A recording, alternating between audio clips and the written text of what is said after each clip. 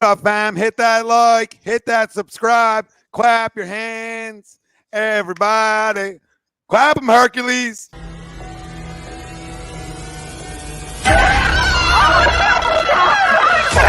Let's go.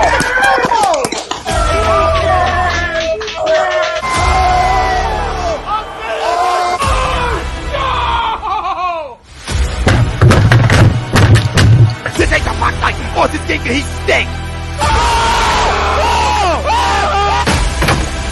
Oh shit! He's cold.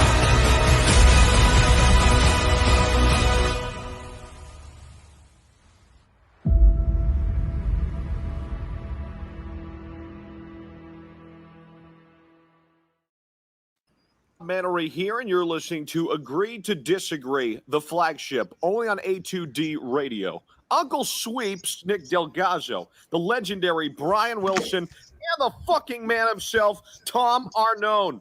These three guys from Jersey bringing you real talk with no agenda. You don't like them? Tough shit. It's their show, and they're going to say whatever the hell they goddamn want.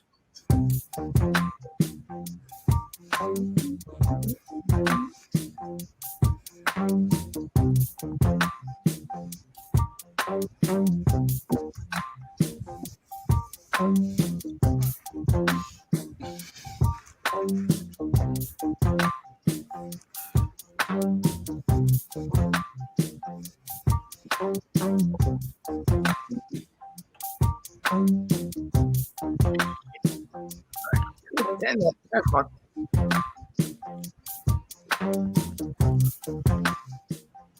Welcome in, everybody. This is Agree to Disagree, only on A2D Radio every Sunday. We are brought to you by our doc, Make 'em Yours, Dr. Paul Vidal, Specialized Physical Therapy, LLC, Burlington, Cherry Hill locations. The doc will be on with us here in a few. We got a lot to talk about. Crumb of the week. We do it at the end of every show on Sundays, and we always got 3, maybe 6, maybe 10. You never know. You never know how many crumbs you're throwing around. There's a lot of nominees weekly, which is sad when you're just talking about sports crumbs. You think about that. You think about that, there's an average of like 5 sports crumbs a week. 5 a week you can hunt for. You can hunt for. Like we're hunting for Wilson. Like, where's Wilson? Where's Wilson tonight? All right, same thing in terms of crumbs. We'll do game balls, fumbles from the NFL this Sunday. Eagles-Washington preview. Washington lost to the Cowboys today, and there looks like they're probably going to be without some starters already when you're looking at next Sunday. So we'll talk a little bit about that game, give you a little bit of a preview. Felt good to have a bye week. I think not only did the football team need it, we need it as a fan base too. A little breather, and we're going to give you a little breather in terms of what we lead off with tonight. And that's going to be looking back, Sixers, Warriors, and talking Sixers. And that all ties into our poll question brought to you by Manscaped. And you get 20% off and free shipping with the code A2D at manscaped.com. Unlock your confidence. Always use the right tools for the job with Manscaped. 20% off the lawnmower, the weed whacker. Just using promo code A2D at manscaped.com. And you get your free shipping. Win-win. Our poll tonight is going to be 2. It's going to be a two-parter. We'll get into the Ben Simmons in a little bit. But our main poll tonight is the Sixers defeating the Warriors is their best win of the season so far. Do you agree or disagree? Let us know. Facebook, YouTube, Twitter, Twitch. That's where we're live. Everywhere you get your podcasts, we're there as well. Hit the like, hit the subscribe, join the conversation tonight. Let us know. Let's talk some 10-9-8. Clap your hands a little bit because that's a Pomsey victory last night. That's a dirty one. That's a grunt victory. That's going to outwork you. That's going to take it personal. You took it personal. Right? Everybody said he's going to come in and hit 10 threes. Okay, not on our court. I mean, Joel said it, but when you watched it, the game last night, you could tell they took it personal. And when you know Mark Jackson and Van Gundy were talking about how competitive Doc is, as is a competitive junkie, how personal he took it. So you like what kind of effort you like the effort you saw last night in a game where at one point in the third you thought you were done. And your backups came in and helped win you a basketball game. And you know when you want to get to our goal an NBA Finals, right? You know you're going to need a bench that can come in those kind of situations, those kind of games, and help win you a basketball game because you got to be deep. You got to be deep. To your point, bro, and that's when the Warriors were. That's where the Warriors dominated here. The third quarter, they absolutely blitz everybody in the third quarter. And to your point, that's what it looked like. I went to take a fucking piss because I said, this is about to get ugly. It's about to get ugly. And then, like you said, a little horn sound, and you got, and the bench was able to, to keep us in this game. Yeah, the horn went off, and Drummond, I said he had 9. I felt like he had 30 and 9. Because he just came in and weathered it for a lot of second chance opportunities, right? And you clawed yourself back into a basketball game, and you played tremendous defense, which is a 1-2 thing in the NBA. And listen, that's definitely their best win of the season. I mean, I absolutely agree. There's other good wins earlier on because they got off to an 8-2 start, but nothing. At this late in the year, especially the last 4 weeks we've been through, this is definitely our biggest win. There's no question about it, and it's their biggest win of the year because guess what? They're the best team over in the Western Conference. I mean, they're a damn good basketball team, and he doesn't not shoot the ball well nightly. You know what I mean? That's not a nightly thing with Mr. Curry. All right? He strokes nightly, so you really got to work him for him to be off, and sometimes that doesn't matter, right? Sometimes that doesn't matter. You can work him. But I think having a guy like Matisse that can stay with him, he did a tremendous job on him, right? He was here all night when he was trying to shoot. And he got off a couple crazy ones. But I love the effort. And we'll tie it in without Ben later, what this basketball team can be. But for the way this team's assembled right now, that's a great win last night, and definitely the best of the season. So I agree. Family out there, let us know what you guys think and what you think of the Sixers. What do you think? Because if the season ended today, which it doesn't, your season's just getting started, in my opinion. But now they're out of the play-in shit, right? And I think they're only going to go up from here, right? I think that in terms of where they were from a week ago, I think they're only going to go up. Right now, they found themselves in the 6, and I think they're only going to work their way up. And as long as health isn't an issue, right, they're only going to work their way up. Because I could see these guys getting better playing together more. So tell me what you guys think. Boys, what do you say to the poll? Anybody disagree? No, absolutely 100% agree. Tremendous effort last night, and that's all that's all we always ask for. Of course, as fans, we want to go 82-0. It's great, we've been through the process. We've seen 6, 9-win seasons. You know what I mean? We threw up on a nightly basis years ago. You know what I mean? So we've had enough of that. So we love to win 50 every yeyear. You know what I mean? At the end of the day, it's about the playoffs. And getting past that second round, and eventually, not just getting to the Eastern Conference Finals, and obviously getting to the finals. You know what I mean? That's all we ever said. Our great friend Bill Middlebrook always says, you guys are just happy to get to the Eastern Conference Finals. Since when is that an achievement? No, it's not. We just talk about when when the season starts, when you're whatever the way the team is constructed, you know what I mean? Like last year we talked about, listen, that was finals or bust. You know what I mean? Like we'd have been all right, with the Eastern Conference Finals if we put up a fight. You know what I mean? Had we, turned out the Bucks or the Nets and we taken them to 7 and it was a slugfest, and we had, unfortunately, we would have lost, say we lost another 8 bouncer to break our hearts again.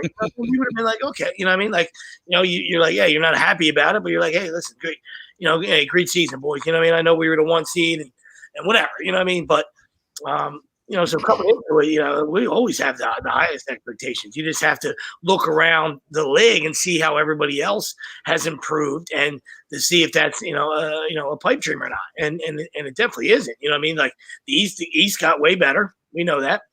And the West is always better when the Warriors are good. You know what I mean? So when they're healthy and Clay's not even back yet. So and it looks like the Suns might very well do what they did last year. I mean, an 18-game win streak. I don't care if you're playing in the fucking YMCA league. I mean, that's hard to do. You know what I mean? Like you at some point would have a night, an off night. You know what I mean? So, the West is the West. You know what I mean? And you assume that the Lakers will figure it out at some point, even though I'm loving every fucking minute of it. I mean, woo! Oh man, it's like a second helping of fucking Thanksgiving fucking turkey, buddy. I love it every minute of it. So, but as far as us, absolutely. My point is, before I went on a little tangent, was listen, the defensive effort, whether it was, and we play good D, don't get me wrong. So this is not like, this was one game, a flash in the pan. We play good defense. Last night, our defense was extraordinary, and that's what it's got to be. You know what I mean? If we ship, a wannabe star out of town and get another one, the collapsed lungs not helping our cause. You know what I mean? But whatever they decide to do, and and you replace one guy with one guy, that's fine. You know what I mean? But if you can fucking play defense, you're going to win a lot of games, and I know we can play defense. I'm saying we have to play defense at that level. You know what I mean? So the pride factor has to be there every night, not just when a guy's coming in, your teammate's brother, one of the best shooter of all time, and he's going for a record, and you're like, hey, not on my court. Love it, Joe. Glad that you fucking challenged Matisse. And Matisse is a plus defender to begin with. But last night he was extraordinary. All right, last night he was fucking Pippen. He was Pippen Michael-esque. You know what I mean, on the perimeter. You know what I mean, helping 3 for 14. And what do we always say? You got to make Curry uncomfortable. That's what we always said. You know what I mean? It's easier said than done, but that's what you got to do. And that's he was able to run around with him. Curry's in great shape, and so he was able to run around with him and stay with him, and just make it a tough night for him. And that was, and we were able to weather that third quarter that it seemed like it was going to go bananas on us, and we were able to a huge win. And just real quick, I'll turn it over to Greg. JoJo's so good. We already know that he's so fucking delicious. And he wouldn't even have a great night. But when you throw it into the fucking paint, there ain't nobody stopping that guy. All right, there ain't nobody stopping him. Just throw. If he gets he catches the ball with his back to the fucking hoop, he catches that ball in the low block, he's gonna punish you.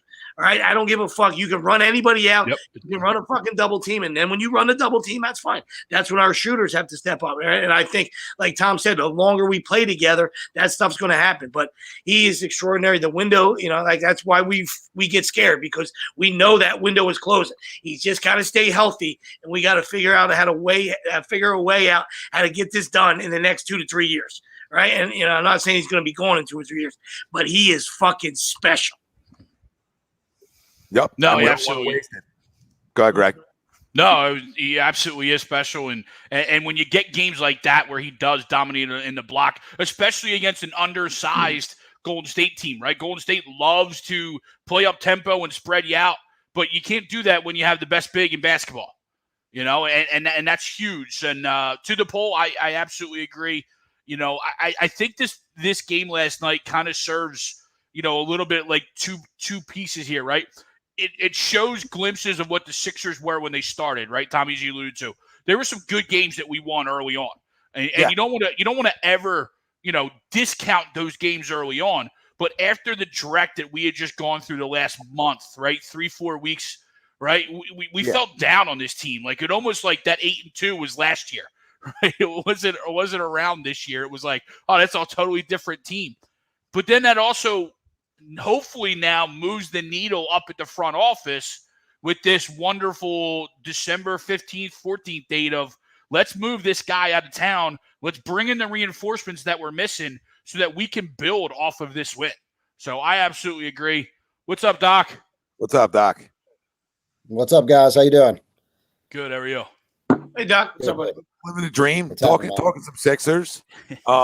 Sweep just said something that I want to bring up to you was Joel's window, right? And this and it just ties into last night. I mean, he's been dealing with a rib injury that I didn't know where that came from, right? Like that came out of nowhere. I don't know if anybody else felt that, but is that it's nothing. I don't know exactly what it is, but is it something that with treatment, even though he's playing all the time, is it something he can get through entire year with something that can get better per se?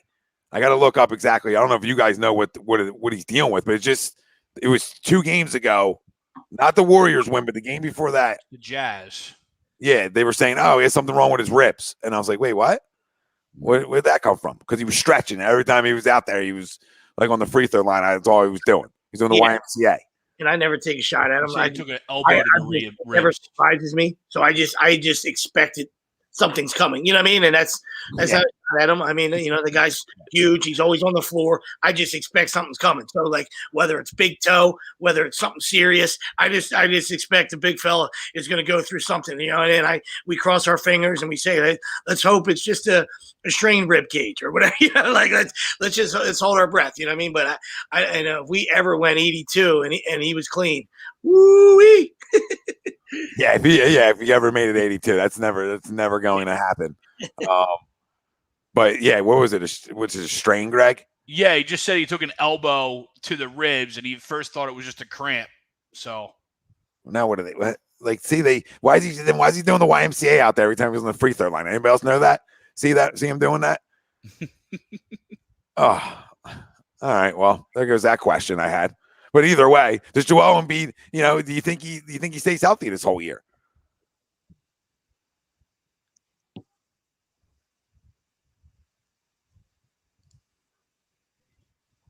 I think Doc's frozen. Did we lose Doc? Let me take him out for a second. We'll bring him back in. But that's our Doc, Dr. Paul Vidal. Don't get his internet right now. But so Packers score. But no, I mean, listen, this team's in good shape. But the conversation is, can we get a healthy Joe for a year without it being a problem, right? Like a major problem where he's missing a significant amount of time. Because the whole point, though, like the window's yearly, right?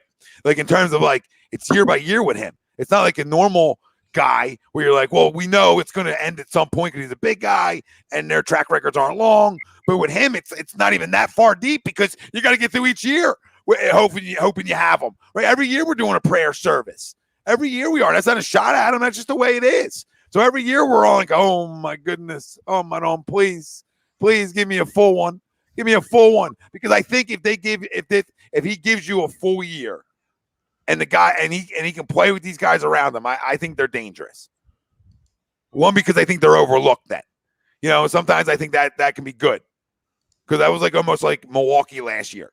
Milwaukee was like overlooked because they didn't have a good regular season. They picked it up at the end. Remember, they picked it up at the end. They ended up being a 3 seed, but they weren't there. They were a 1 seed for how many years and bounced. So sometimes like getting a little, you're gonna go through it. We talked about the Christmas Day being the day, right? Like that's not that this part of the season doesn't matter, right? But that's when it kicks off, and you need to be healthy and you need to be around each other, and that's the only way.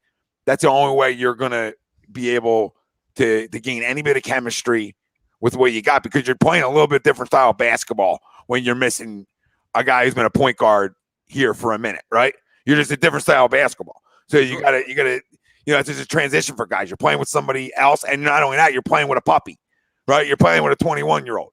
So you're playing with a puppy, and he's growing, right? He's growing. He has his puppy nights, and he has his nights showing you this is why he's going to be a pimp, right?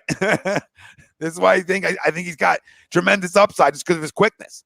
And you hear Joel, too, on the bench, like talking to him, especially last night when they had him mic'd up. Hey, be aggressive. We need you to be aggressive. You know what I mean? And it's things like that are going to, the more and more they play together, are going to, really pay off towards the end of the year. Yeah, absolutely. Absolutely. And our poll was the Sixers defeating the Warriors is their best win of the season so far. Do you agree or disagree? And we're also going to tie in a little bit of this as well. The Sixers must trade Ben Simmons this week. Agree or disagree? Now, remember, the trade deadline is until February. Yeah, I don't think the trade deadline is until February. So we're good on when you have to, right? we're not in panic mode where you gotta trade him. You gotta trade him tomorrow. I would have traded him February 10 days 10th. ago.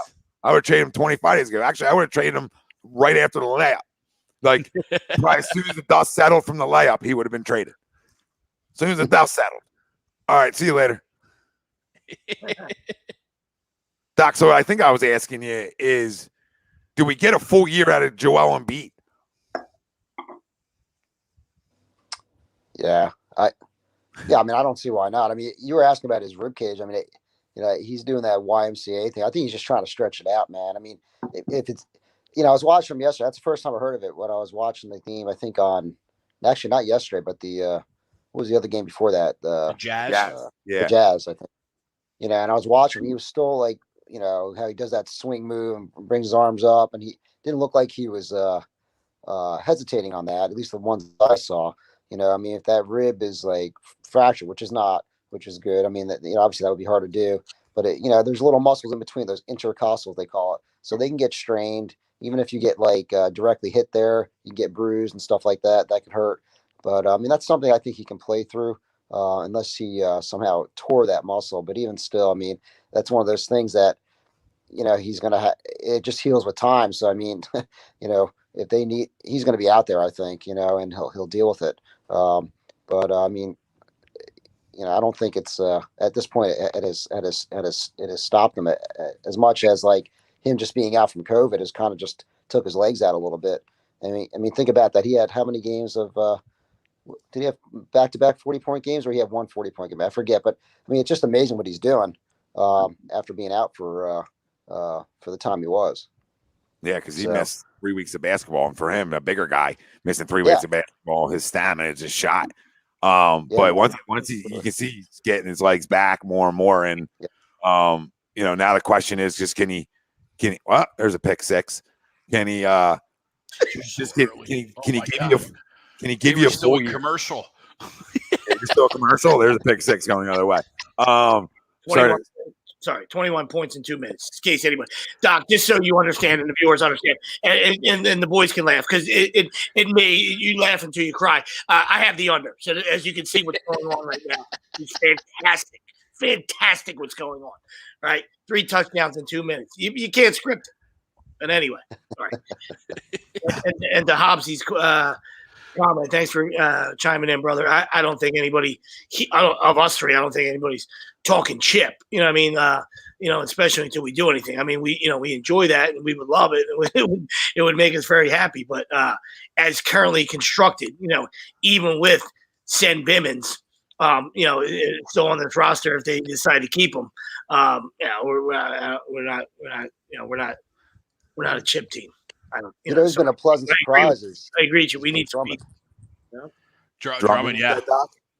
Yeah. I mean, because I think if Drummond plays the way, I mean, you know, he's obviously not a superstar, but he's moving around, man. He's making some moves. I mean, he could spell a lot of minutes for Embiid, so you know, Rivers can take Embiid out for stretches of time, and you know, let him recover. And if that continues, I mean, to answer your question, Tom, I think it improves the chance that Embiid gives us a full season where he's full tilt, you know, because he can get spelled throughout the game by Drummond if he can keep it up.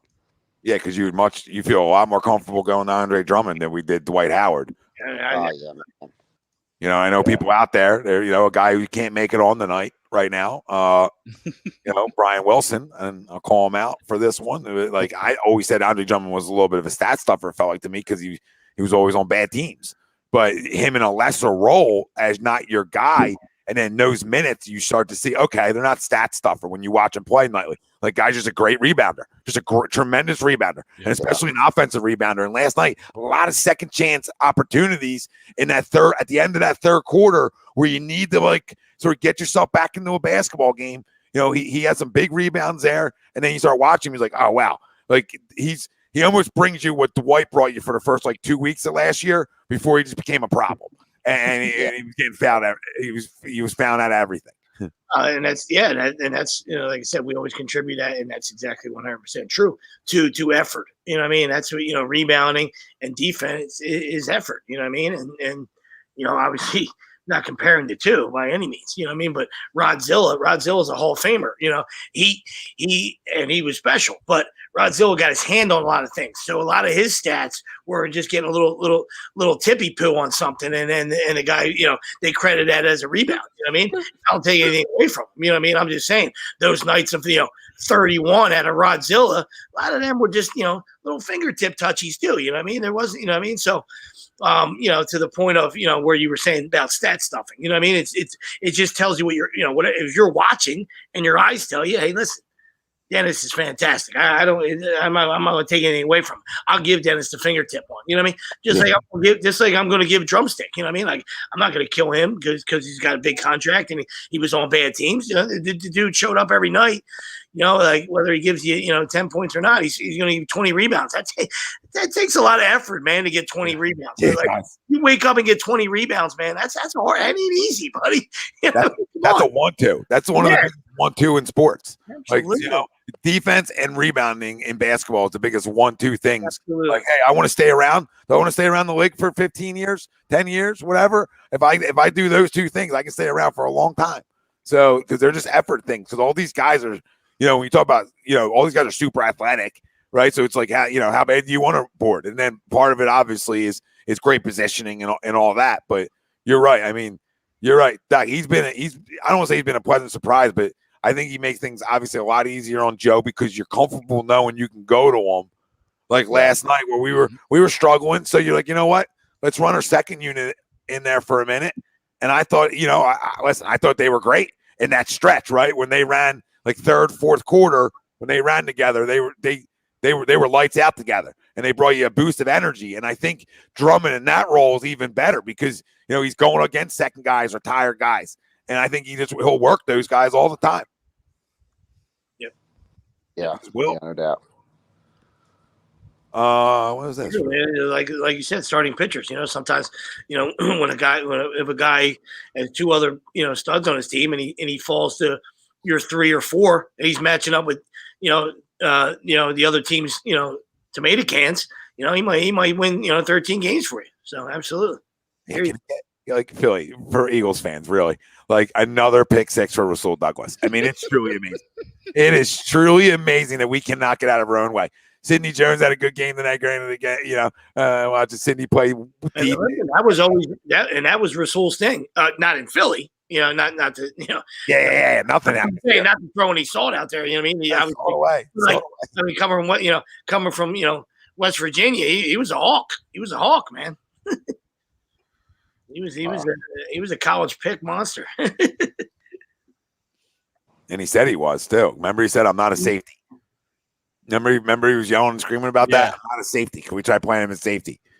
I'm not a safety. I'm a corner. Okay, yeah, you are. This year, you are. You have a great year. Somebody said defense player of the year. I will calm down with that. But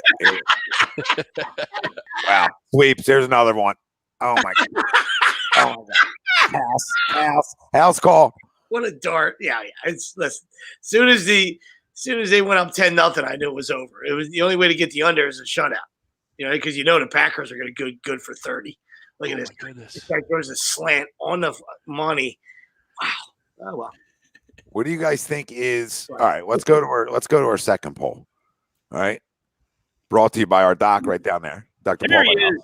There's Specialized Physical Therapy LLC, Burlington, Cherry Hill locations. Find them right down there on the web, specializedphysicaltherapy.com. And our next one is, I don't know if he wants to be tied to Ben Simmons, but the poll is nobody wants to be tied to Ben. Doc's not tied to Ben. But what is it? The Sixers must trade him this week. Well, now we know that it's not that we didn't notice, but we talk about it being February, the trade deadline. And some people are asking out there, well, what's the significance of, December 15th date? And honestly, I don't know what that significance is. I just feel like that came up as like, it's easier to start trading people. No, most of the league who would sign deals this offseason are now available for trade, where prior to December 15th, they weren't available for trade because so it's open season.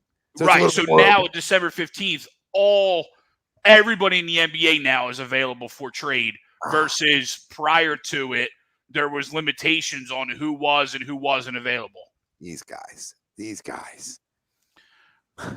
So, like, for example, like if you wanted to go trade for Lonzo or DeRozan, they're available now. Or after the 15th. If you tried to trade for them now, they're not. All right. Okay. Open season. These guys we should have traded them anyway. Before that. So that ties into even a better poll, right? Is honestly, do you get a top 25 player back? Right? Like, are you getting the Sixers will get a top 25 player back for Ben Simmons? Do you agree or disagree? Like a combo. Because I mean, I think we all agree that like we would love him dealt this week, but it's not a must. That's what I was just going to say. That took the words out of my mouth, buddy.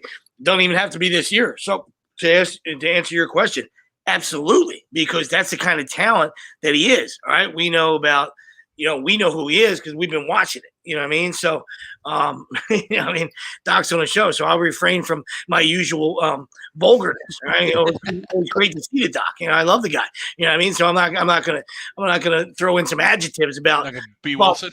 Ben Simmons. I'm not going to throw the adjectives in there because Doc's here out of respect. But we know what he is. We know what he is. But talent-wise, it's in there. You know what I mean? So, yeah, absolutely we got to get a haul back. You know what I mean? So if it's not going to be this year, have a little seat, stay on the exercise bike, stay out of the Nova Care Center, and that's it. You know what I mean? Even if you have to stop finding him because he's going to want to come back because, we know that he's running out of money and, so now he wants to come back and nobody wants anything to do with him. So if you have to stop the finding, right, then you just tell him, hey, stay out. All right. So, we'll talk to you. We'll get you dealt in the off season. See you, buddy. It's a wasted season. You know what I mean? If we can't move him, but I definitely agree that shouldn't just give him away. Absolutely. No. Yeah. Anybody think that has to be this week? Out, like everybody's like panic mode if it doesn't happen this week.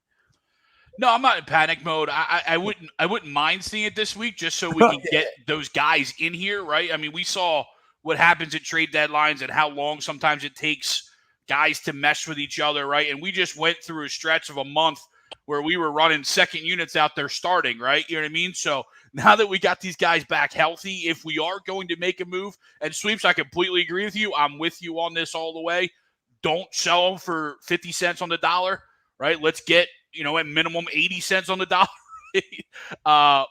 So I'm okay holding them, but I would like to just because I think this win the other last night shows you what we can do, and we're still missing that max level contributor somewhere, right? We're still missing that. Yeah, you're right. You're right. And the only way you're going to get a top 25 back, to your point, is people realizing his value, right? So to me, I part of me agrees. Like if you can win games like you did last night, then I got no problem saying sit there, have a seat. No. It becomes an issue of me having to replace that ability, and I'm forced to. And I think this makes you a better seller if you're playing good basketball, because you're going to say, okay, you hang up the phone on somebody, and then they'll keep calling you. Well, hold on. What do you really want though, right? And then you get on that side of it. Then if you're 12 and 15 right now, then we'll say in a month from now, if you're not playing good basketball, then you become a bad seller.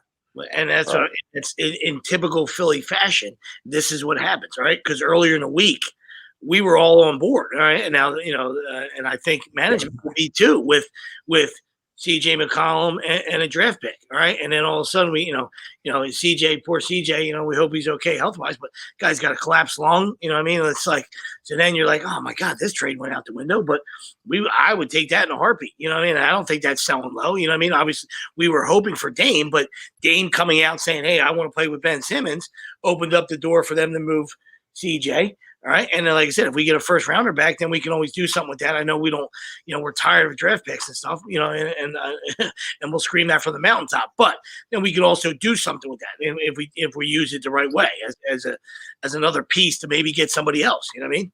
Yeah. Can always look what happened at the beginning of the year. I mean, like before Embiid went out, before Harris went out with their things. I mean, the Sixers were rolling, man. And if they're winning, and they're winning with the teams they got. I mean, you're right, Tom. I mean, the Sixers don't have to move. They're winning. They're winning with the guys they have.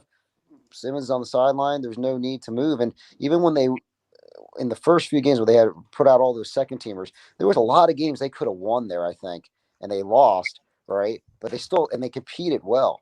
And I think that's valuable experience for those guys. Now, hopefully, they get everybody, all their starters back, and those guys who played in the days when they didn't have everybody, hopefully they gain experience. And if the Sixers, I mean, it's only December, right? I mean, what's the season go to, like May or something like that, whatever it is. Yeah. So it's like,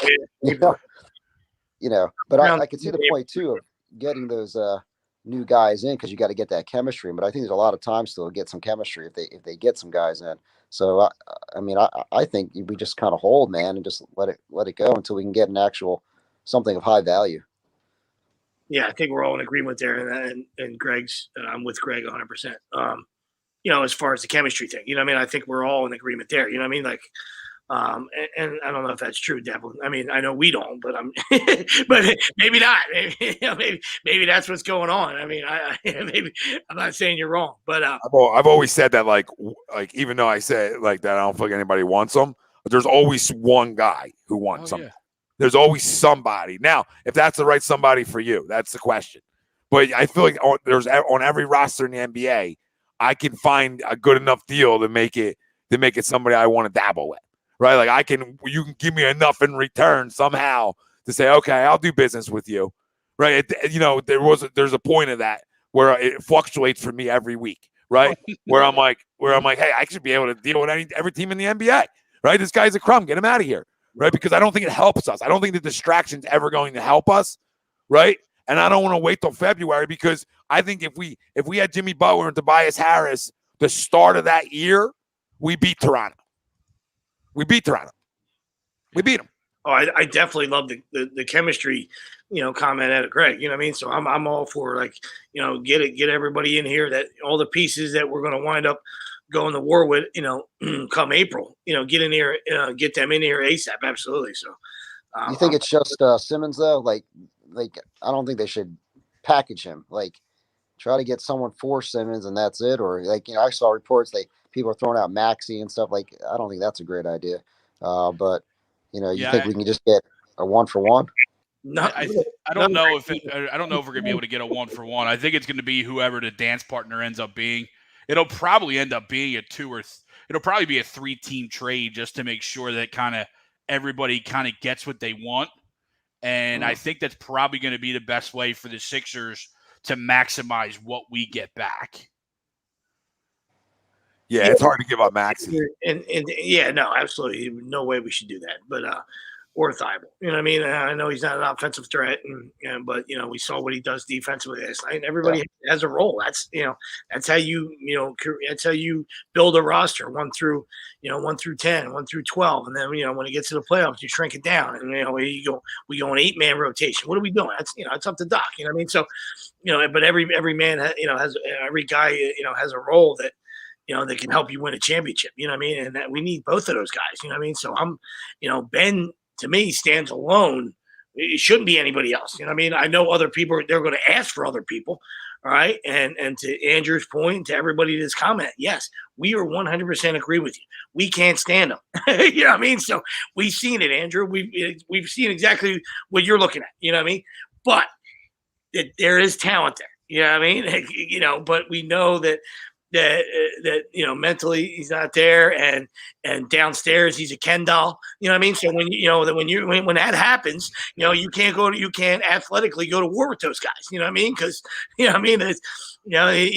he's flat down bottom. We know that. So, but other teams, there's guys that think they can fix guys. You know what I mean? Like, hey, get him out of that environment, and he'll flourish. You know what I mean? So somebody's going to take a shot with him. The reason why that everybody's probably skeptical right now is the card that he played. Him and his agent decided to play the mental health card, and maybe he's suffering from it. I don't know.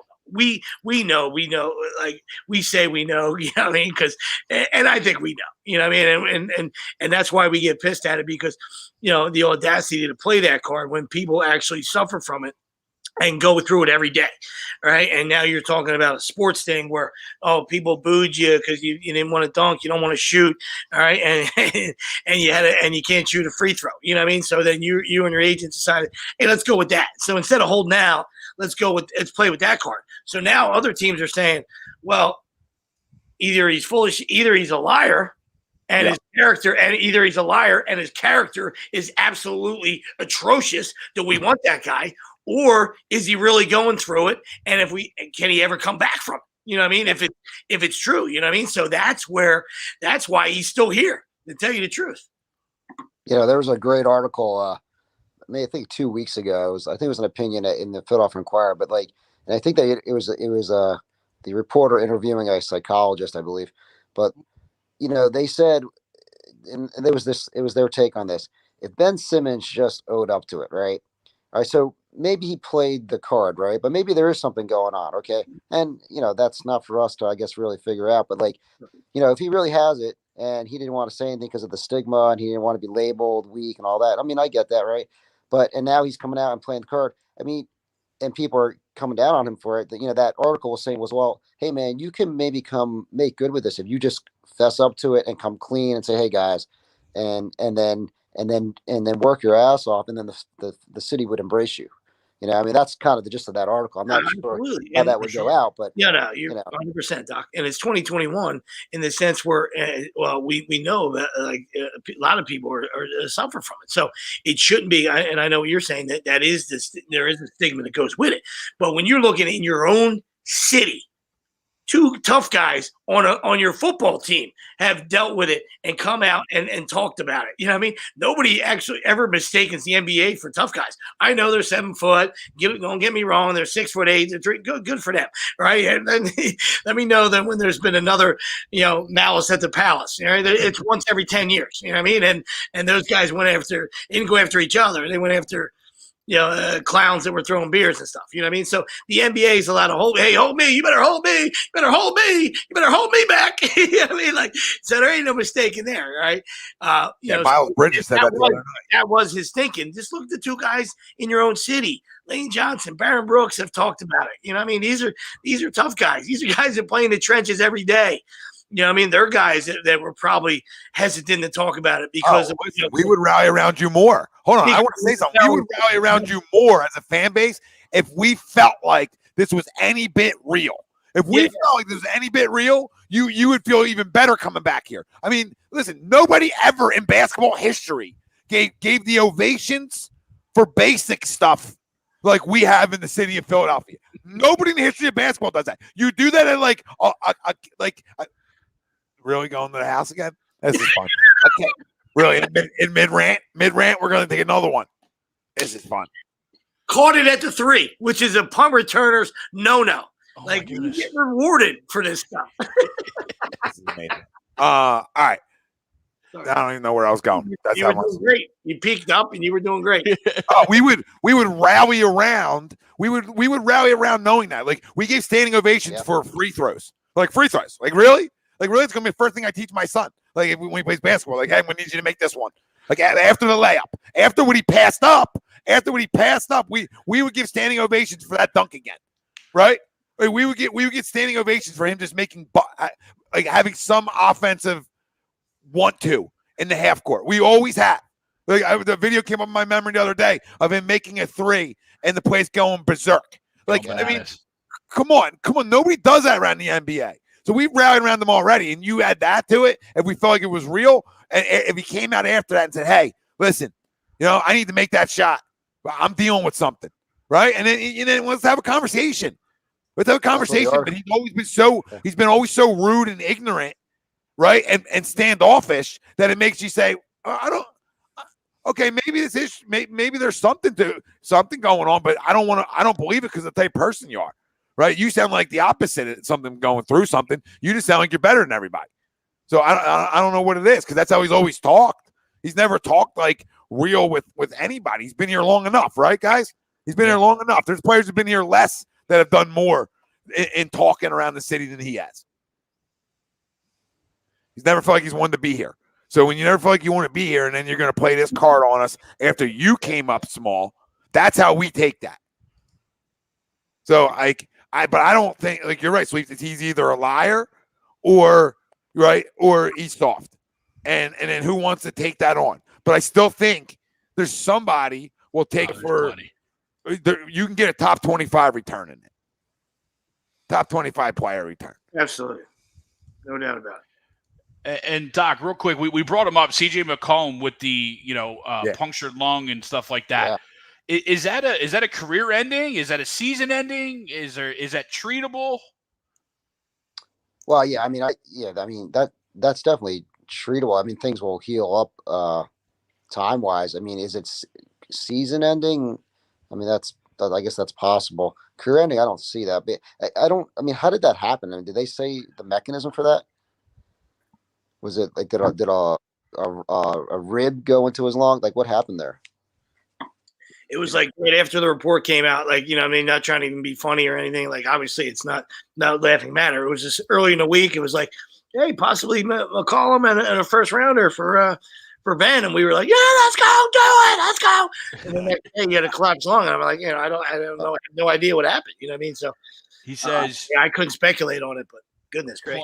Playing against the Celtics in the fourth quarter, I fight over a screen on defense, and I think I catch an elbow to my ribs, sternum, chest area. Kind of just shrug it off. I don't really pay much attention.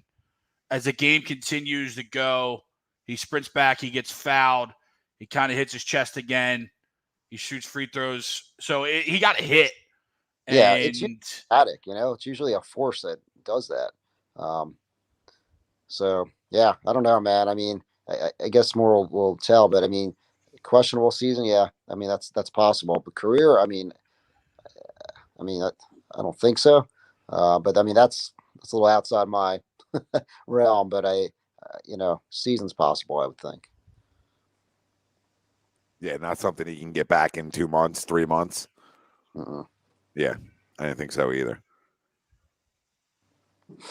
That's crazy. Yeah, it's not just fighting over a screen. How about that? Right? Because, you're right. Sweeps. And he continued playing. He just continued playing, and he got hit again, and then he's like, oh, man, I feel like Mike Tyson just punched me in the stomach. Because he was obviously fighting for air and stuff like that. Yeah. Right, yeah. Right. Wow. Yeah, maybe some of them bad teams, Troy. I agree with you. There was even one, with SGA that I liked and I would do. And people thought it was crazy because I had to put Maxey in it. Well, guess what, dude? I mean, this isn't going to be easy. But if I'm getting SGA back, then I got to do some things that I might not like to do, right? Like that I might not like, but I got to do it because I got one guy not playing. So if I can get back an all-star who's 22, then I'll do it. Right? It just all depends on what I have. I'm not looking to give up Maxey or any of those guys. Right? No, I'm looking to add to it, but some situations you might have to say, okay, we all knew if we won a Dame, well, guess who's going with Ben probably?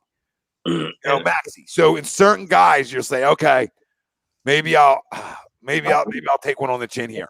And even and Dan asked earlier or a couple minutes ago about Fox and Buddy. Yep, giddy up, up. I'm in, buddy. That's it, dude. Give me, yes, absolutely, 100%. Do it 10 times out of 10. Yep, and give me Buddy Hield and De'Aaron Fox. Yep, I'm good. So. Yeah, agreed. There's not many things I'm going to turn down because especially at this point. Yeah, because it depends on what you want. If I got to get SGA, I probably got to put Maxey in a deal. If I want Fox and Buddy, I probably can get that done. Now I got to figure out money-wise, but I could probably get that done with Ben and not Maxey, right?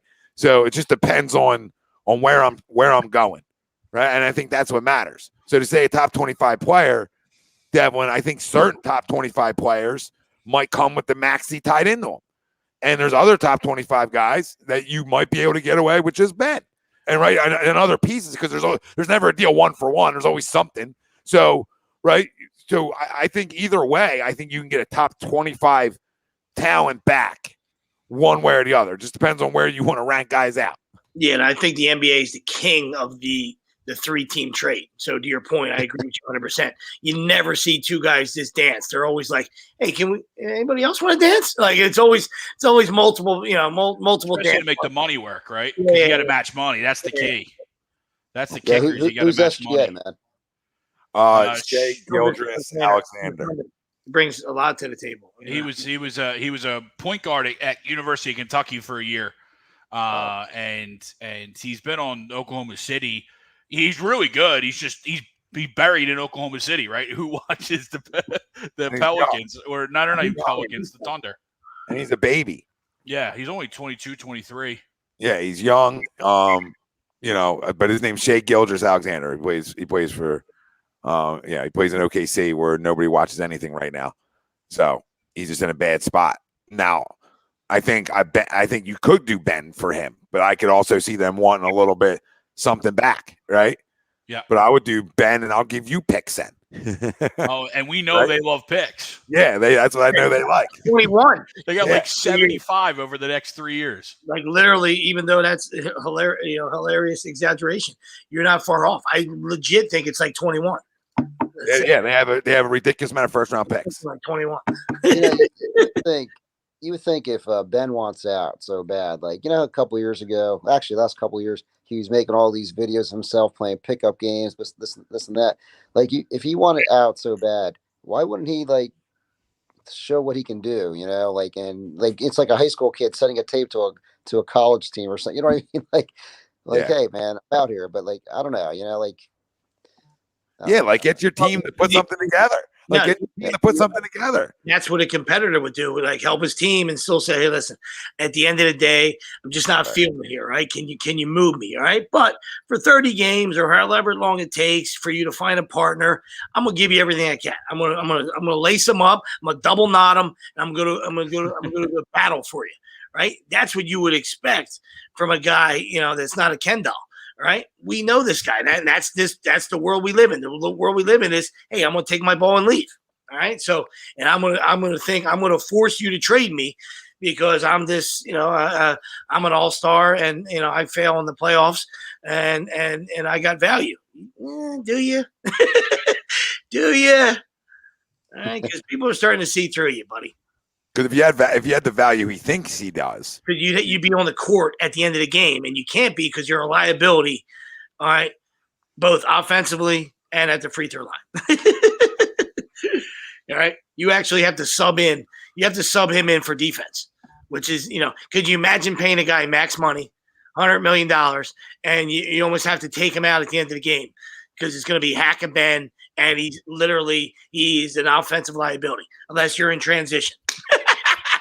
It's the most embarrassing thing I've ever seen in the sport. It's unreal. I think they got exposed at the end of last year. Really? Because he's a regular season junkie. He's going to win you basketball games. If he went to OKC, they might not want him because they might win too many regular season games. Too many.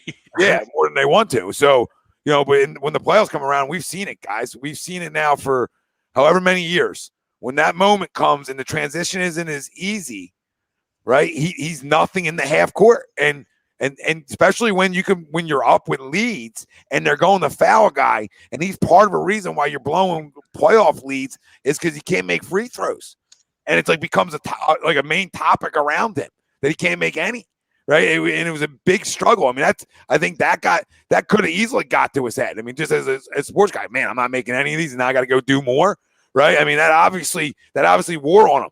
Right. So maybe part of that mental health, I would say, okay, I could see that being real in terms of that.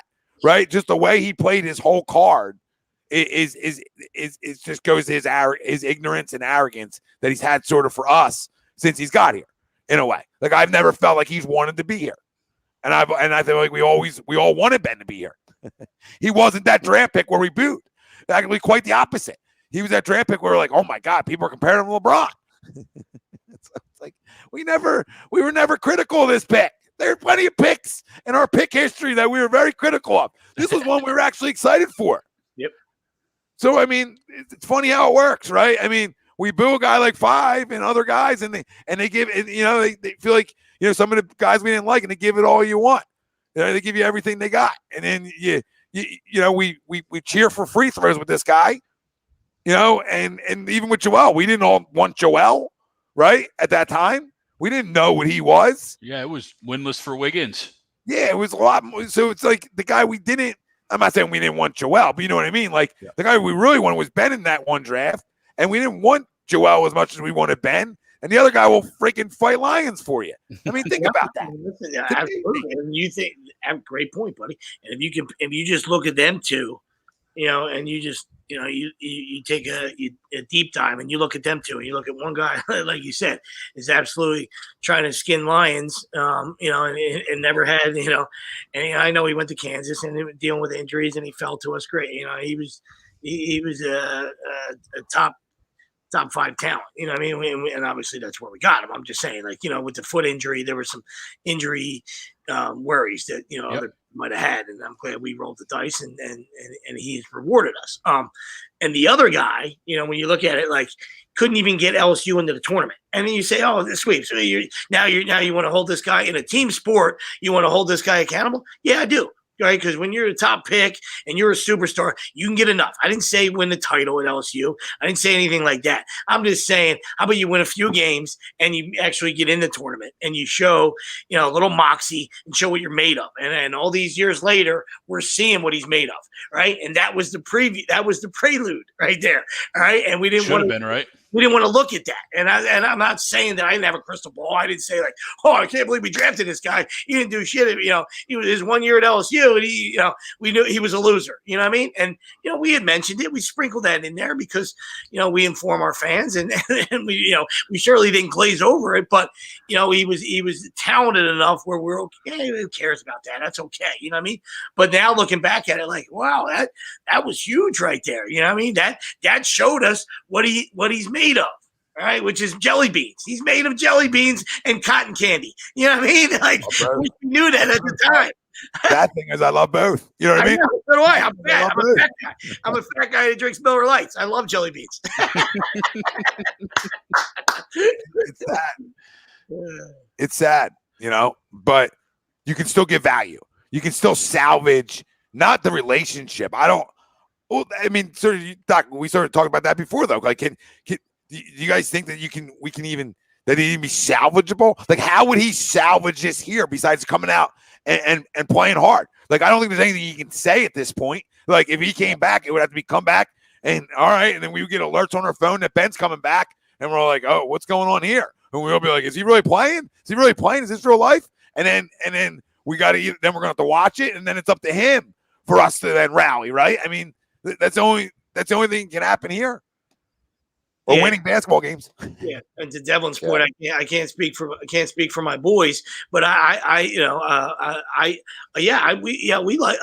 liked it, and I think the boys liked it too. I didn't like the trade, right? Because I knew Danny Ainge was fleecing us, all right? Because Lonzo was sitting there too. That was La La Land, all right? That was big baller brand. They weren't gonna,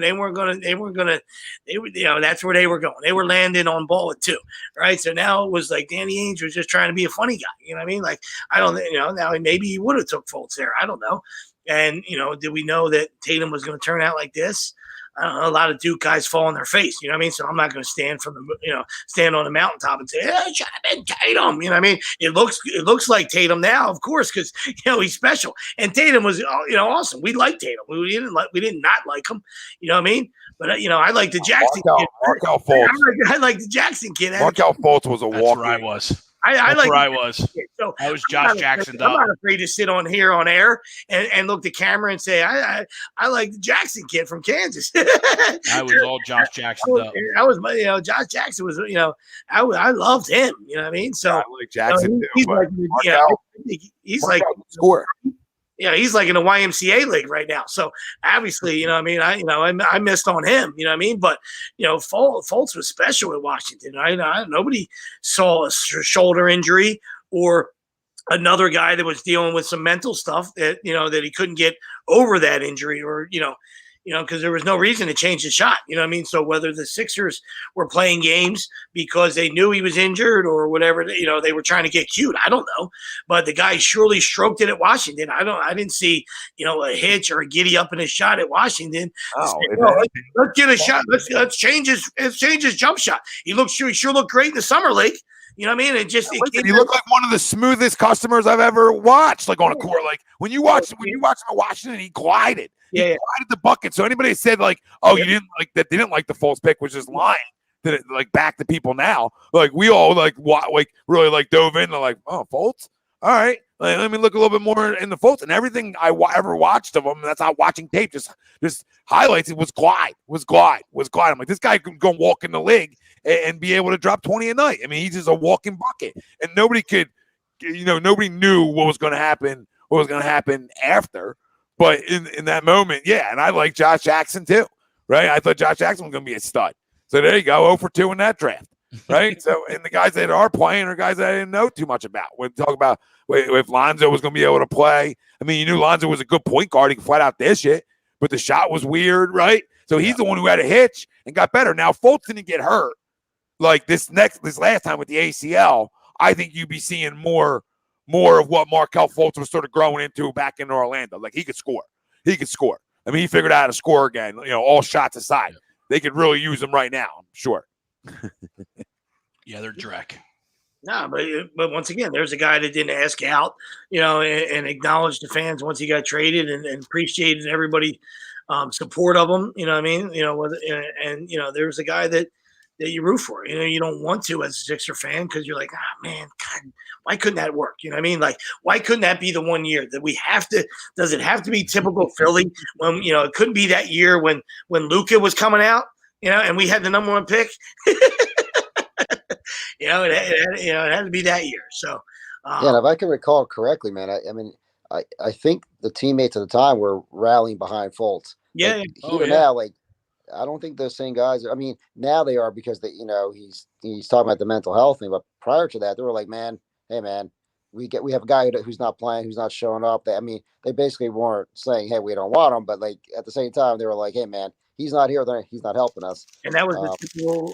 No, you're right, Doc. And that's where Tommy screamed from it at the time, and we all agreed. But he did one of his patented videos. You know what I mean? Like, that's the point of where we're making with Ben. Like, don't just give the guy away, right? We gave Fultz away. You know what I mean? Like, whether we were, it was going to be a bust or what.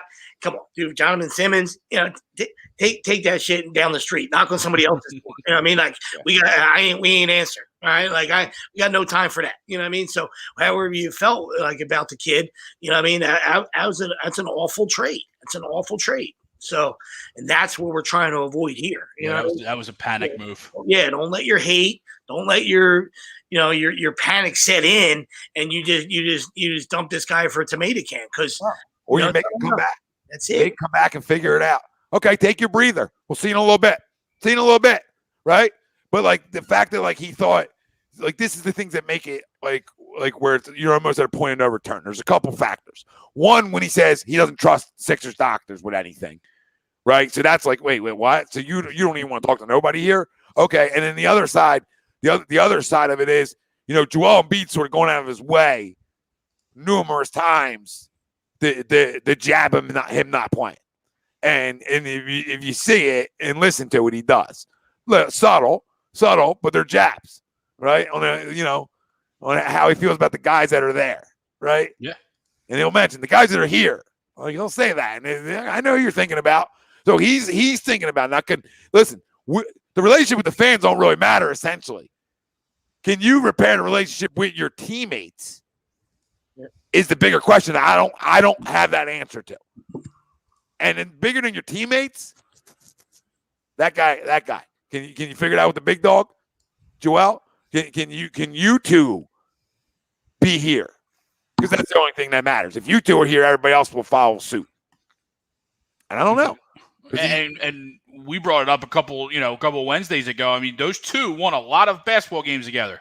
Yeah, but they won a lot of basketball games together. You're right.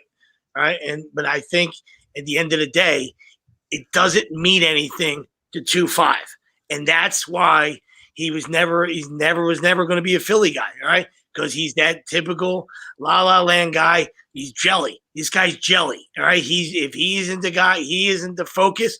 He isn't the absolute only guy. All right, and the face of the organization. He's got an ego. We know he's soft. And he's jealous. He's jealous of the big fella. You know what I mean? So that's it too. He knows that the big fella is Philly, and he's not, and he'll never be Philly. And he decided, right, instead of changing that narrative. Excuse me. He decided to run away from it. Here we are. Yeah, I mean, even if he was the guy, right? Given knowing what his makeup is, he probably wouldn't last. Because as soon as something went bad or he had a bad streak, he wouldn't be able to handle that pressure. Where Embiid, he takes it in stride. He knows he has to get better. He says it. He owns up to it, and then does better. Yep. Still dribbles too much, but anyway. I don't see that happening from Ben. Or have we seen it? So. No, it's like a 1-2, right? We talked about 1-2 on the other stuff. Just show us you care, right? We watched Joel cry after a game. Everybody made fun of it, and I was like, okay. I'm not telling you I need to see guys crying all the time, but I'm okay with it. It hurts you. You're trying to leave it all out there. You care about what just happened. Like we care about it, right? Because like we're the ones who are going to spend the money. We're the ones who are investing our time. So it's always a pleasure, right after an L, for guys to show some emotion at times. It's okay. It's okay because at least we know, hey, you're in the same fight we're in, right? We're all in the same fight here together, and we all want the same goal, and that's a championship. And you know, Ben talks that game. He talks it. But listen, in the biggest moments, there's his weaknesses didn't get better, and that's the difference when you talk about Joel and you talk about Ben. Where Joel's gotten better in every facet of his basketball game, besides, like you said, dribbling or out of the double team. He still needs to get better out of the double team. He's getting better, but he still needs to get better. Besides that, like he's gotten better every year in all his things. Where last year, the other guy, his running mate, didn't. Actually went south in a lot of categories, which is amazing with all his talent. So we look at the one guy and say, you're a unicorn. Like, how are you not getting better? Yeah, it was one of the first years where he actually declined in all areas, right? We always give him the benefit of the doubt because he would improve in one area, right? And it wasn't necessarily what we wanted him to, but he was always at least improving. But last year, he didn't improve at all. No, and that was our argument through last year. Remember? Yep. Like he hasn't gotten better. Like, what's everybody like? What are we clamoring to him for? Like, it's actually the opposite. Like, this guy's a unicorn. This guy was talked about as Magic Johnson and freaking LeBron James.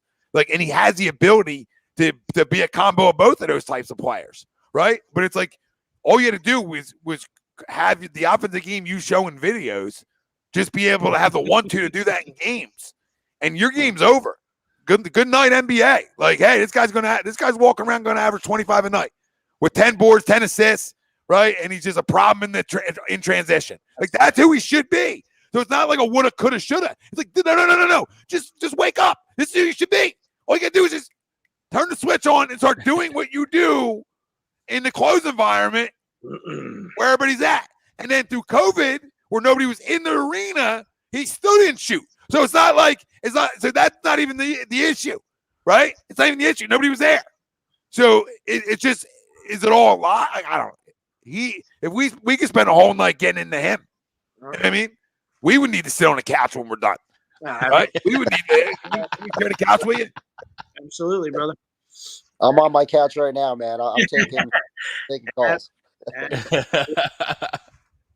It's like a 30 for 30, like down the road. Like, it's truly what happened to Ben Simmons. Yeah, like all it's self-awareness, right? He's never been aware, like, of like, oh, you know, you should be getting better at this. And I'm not telling you didn't work or anything like that, but it turns into turning it into, you know, into the game. And in the game, he just became a guy who wants to get rid of basketball. And go ahead, sorry. No, there's just one other guy like that was big like him that I remember did that a lot in Minnesota. And then finally, like, you saw him change a little bit and grow into the killer he became. And that was Kevin Garnett early on in his career. Like, I felt like in Minnesota early on, he shot plenty, but you got late in games, he didn't want the basketball. When it's like, no, that's your shot, Kevin. Like, you're the best player on this team. That's your shot. And he grew into that player. He grew into it, but early on, he was scared of that shot. And I get it, right? Maybe you're not a killer right away, but you can turn into one with confidence, right? You start hitting it. Okay, I want this shot in the fourth quarter. I'm not trying to compare him to Kevin Garnett. That's just a name that came to my head of a guy who early on, it wasn't like, well, it's documented. It was just my eyes. Like, well, you don't want that shot? What happened? What's wrong with that shot? It's an elbow jumper. You're wide open. Why would you pass that? So it's the same thing with Ben. But Ben has the ability to make those shots. When you see him on the free throw line, and you see like there's no hitch. It's just almost like it's tightness, right? So tightness comes to nerves. And you can't play sports. You can't play sports nervous. I tell my kids all the time. If you're playing this game nervous, good luck. Best of luck to you. Best of luck. Can't play it scared. And that's been our biggest problem with him. You know what I mean? Like, is the ability, like you said, is he working? I think it's fair enough to say that we know that he's not. Like, you know, just because you're talented enough where it would show a little bit. You know what I mean? So if you cared enough to put enough time in, on your game and improve your game, then we would see the results, right? And we have it, you know what I mean? And that's where, you become like when Spelling Bee became a champion last year, I was happy for him because whether I don't care if he's in the East or not, like, they didn't beat us. We were already home. We were already home eating popcorn, right? Because it was the second round. So I already knew we were already out. You know what I mean? So, why wouldn't I root for Spelling Bee? Because that guy came in with no jump shot. All right, can't shoot free throws. Still not a great free throw shooter, but that guy's worked on it. All right, or a jump shooter. So he's not going to be in a 3-point contest anytime soon, right? But he can make enough now where he's going to keep guys honest, and you got to try to get up a hand. You got to get a hand up on him, and he's going to go right by you because he's the best guy in the NBA at getting to the rim at ease. I mean, you can't stop him. A guy like Lonzo Ball, has improved his jump shot. Another guy that's not going to win any shooting contests, but came in with an absolute let it rain. I mean, Philip Seymour Hoffman, him rest in peace, Philip Seymour Hoffman. Him and Ball were having 3-point contests, and it was close. It was tight. Let it rain. Let it rain. Giannis. Sweep says Giannis when he says Spelling Bee. Yeah, I know. But it took me a second too, man. Yeah, it's a hard one. It's random. We got you guys twice. We got you with SGA and Spelling Bee. We double dipped you. The NBA's full of nicknames.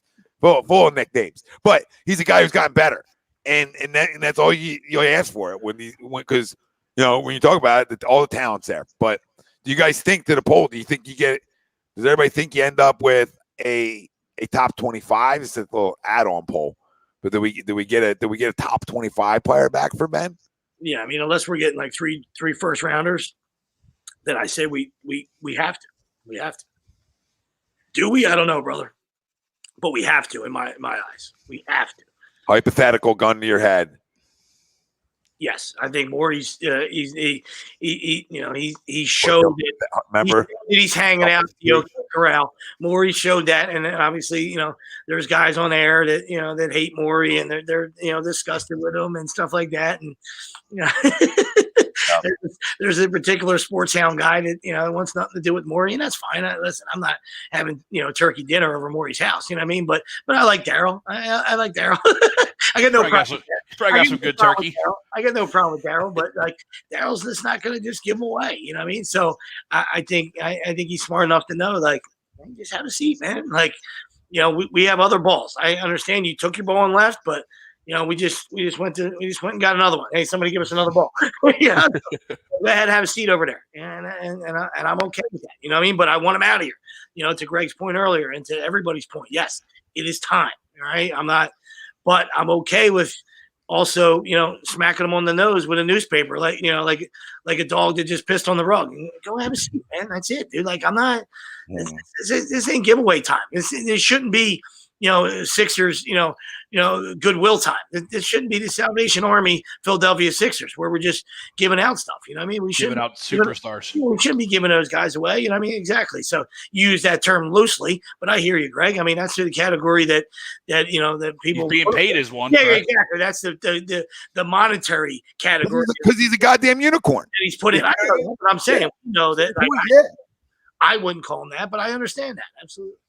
Because he is. He has all the the inside the head is a different conversation, but the skill set is unicorn, right? And it's like I'm not in the business of giving that away for free, like for Jonathan Simmons, right? Like no, I'll hang up the phone if Orlando called. Look, when that phone call happened back in the day, it's like, man, they really are trying to sabotage the Sixers. Like, I'll never give him away. Like Fultz too. I would have held on to Markelle. Yeah, right. I'm not saying I'm a genius because I'm not. I'm not giving away for Jonathan Simmons. If Fournier or Fournier and like DJ Augustine was in the deal back in the day, then maybe I pull the trigger. But I'm sure it's like not pulling for Jonathan Simmons. He was the 10th guy on their bench, and they were bad. You think there's a big drawback? Like Morey's plan is just, hey man, if it takes us 4 years, it takes us 4 years. I mean, what do you guys think of that? The troll in me likes it, right? Like the troll in me is like, if you're going to play this card, go ahead and sit down. Like, if you're going to see ya, you're not going to play basketball then. But the fan in me doesn't want it. There's a window we're potentially missing, right? Or, especially with Joel, right? There's a Joel window. Now, Maxey gets better through the Joel window. which helps you, but you still need more because you get right that because now you got to replace that money with a player that someone else thought was worth that money, right? So you got to replace that for your basketball team somehow, right? Because you owe it to them. So that's the only way that I say, like, you can't let it go that long. Either he comes back and plays or he's gone. Now, could you possibly give it this year? That's your max, man. I don't think you're even allowed to do it past the day. I think once the deadline hits, it's got to be done, or he's got to be playing here. Yeah, or he's got to be playing. Yeah, exactly. Yeah, like I'll speak. Yeah. I mean, listen. We built this for the fan. I'll speak for the fan, dude. You want to come back and play? Come back and play then. Right? Like if you want to come back here and play, come back here and play. Ain't nobody stopping you. You're a grown man. Right? And if we're winning basketball games at a 69.5% clip and you show me growth, then it's Hercules. Right? That's what it becomes. So I don't want to hear any different. Everybody blames the fan base on why he's sitting at home. No. Your first fan base ever been critical? Get a clue. Listen, I don't say that you sign a check and because you sign off on that money that you deserve to get smoked. No, I say when you sign off on the money, right, and you get soft on me, you deserve to get smoked. That's how I've always felt about it, right? You don't show me you want to go hard at something. I'll listen. I'll roll you up in this city. I'll roll you up and smoke it. Yeah, you can't go. You can't go not hard in Philly, man. I mean, that's all we want, man. We want max effort. That's it. Yep. We're not asking for a lot here. We're asking a guy to give us everything you have. And even if the results aren't there, right? You know what I mean? Like even with the whole shooting thing, I don't care if you make it. I just want you to take it. Yep. We always say like Giannis. Like Giannis is a perfect example. He's still not a great shooter, but the teams know that they have to defend it. Which to Sweeps' point, now he's got them on their heels. Is he going to shoot the ball? Care. Yeah. And he doesn't care, Greg. He doesn't care what you think of him. He doesn't care if he airballs it. He doesn't care because he's still going to take the next one. Yeah, because you're going to at least have to come out and get and at least look at it, right? And it helps me get by you. Everything matters. Absolutely. He airballs more free throws than anybody in the league and smiles about it and gets back to the line. Where the other dude is like would be a hot potato. You know what I mean? If I don't think he probably airballed, a few times in his tenure here, but that's when it's like a hot potato. Oh, that's a hot potato. The other guy airballs free throws on ABC primetime game of the week and just goes to the hole the next time and gets fouled. Give me two more. I mean, spelling bee don't care. You cannot have a conscience, all right, if you want to be great. All right, especially at basketball. You know what I mean? There's times when when the hoop looks like an absolute door hole, like a keyhole, and it's times it looks like the ocean. You know what I mean? So you gotta have that same mentality all the time. And if you don't, right, then you shrink, and we know what you're made of. You know what I mean? Gotta have no conscience. Hey guys, I gotta check out, man. I gotta wake up early. But thanks again. Always a pleasure, my friend. Cool. Doc, I know you're doing a drive real quick before you roll out. I know you're doing a clothing drive. What are the details? What's the dates? When you closing that up? Yeah, we are collecting until the 17th. I forget what date that is. That might be this coming Friday, maybe. Friday, I think. Yeah, this coming Friday. Yeah, so we're collecting for South Jersey Community SJP, which is a community-based group that helps people in need. So clothing. Items, food, that type of thing. We're collecting for, and then also Light the Night, I believe, is the organization that's helping folks out. So we got two going in the Cherry Hill area. We had a drive for the Burlington Food Pantry. We finished that for Thanksgiving, so that's closed. But we got this one going until the 17th. So okay, awesome. Yeah. So if you want to drop by the office, just come on in and drop off some food or items. We'll definitely take it, and then we'll contribute it to the total donation there. The Cherry Hill office, Doc. Yeah, you got it. You definitely. Okay, awesome. And then for someone like me who's out of town wants to donate, just ship it, have it delivered to the office. Yeah, man. Yeah, you can do that definitely. You can find our office address on the website at specializedphysicaltherapy.com. Otherwise, it's 1919 Green Tree Road, Cherry Hill. Awesome. You heard Cool. it, man. Doc, thanks for joining us. We'll talk soon Okay. again. You're Yep. the best. See you, Doc. See you, Doc. Thank you. It's Dr. Paul Vidal, our doc, make him yours. Dr. Paul Vidal, Specialized Physical Therapy, LLC, Burlington, Cherry Hill, locations. Specializedphysicaltherapy.com is where you can find them. Go check them out. Yeah, just a great human. So he brings out the best in us. You know what I mean? So like, not that I don't love you degenerates. I mean, you guys are great humans too. But like around the doc, like I feel like fuck. Like when I say fuck around Doc, I'm like, I feel like he's like a priest or a nun. You know what I mean? So I'm like, I gotta wise up here. And you heard him, family. If you're in the Cherry Hill area, donate. Get some things to drop by the office and donate. Yes, sir. Yeah, absolutely. But listen, I agree to the poll. I mean, I think they'll get a top 25 player back. I just don't, because I don't think they'll settle for less. Mm-hmm. I don't think ownership will settle for less, and I don't think Daryl Morey will settle for less. So, everybody out there, I'll crush ownership all the time because I think he should have been gone already, right? And I'll stand by that. Like I just think as soon as you didn't meet up with people, etc., you're out of here, right? Like you're going and then show back up, right? Yeah. There's like no coming back from that. And you're gonna knock on my door in the middle of the night now because you need something. What do you need? Can I help you? What do you need? Because you left. You want to talk to me. So it's like a girl. Wait, hold on. You coming back? Well, there's nothing to talk about right now, right? You were missing. Where you come back? Oh, because you need a couple bucks. Oh, you need a couple dollars. I know why you're coming back. You need a few bucks. Okay. All right. Well, how this going to work? If you need the bucks, I'm going to need you to talk to my doctor. Okay? And then once you talk to my doctor, then we're willing to give you a few bucks.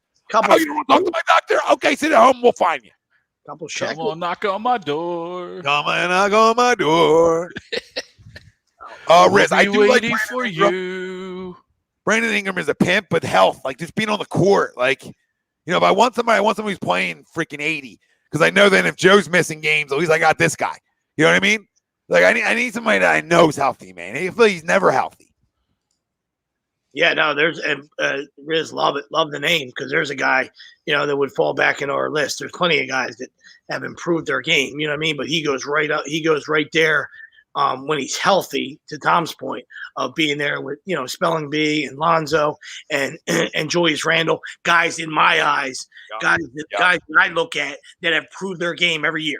Brandon Ingram looked like a bust the first year and a half. It wasn't a good fit for him. You know what I mean?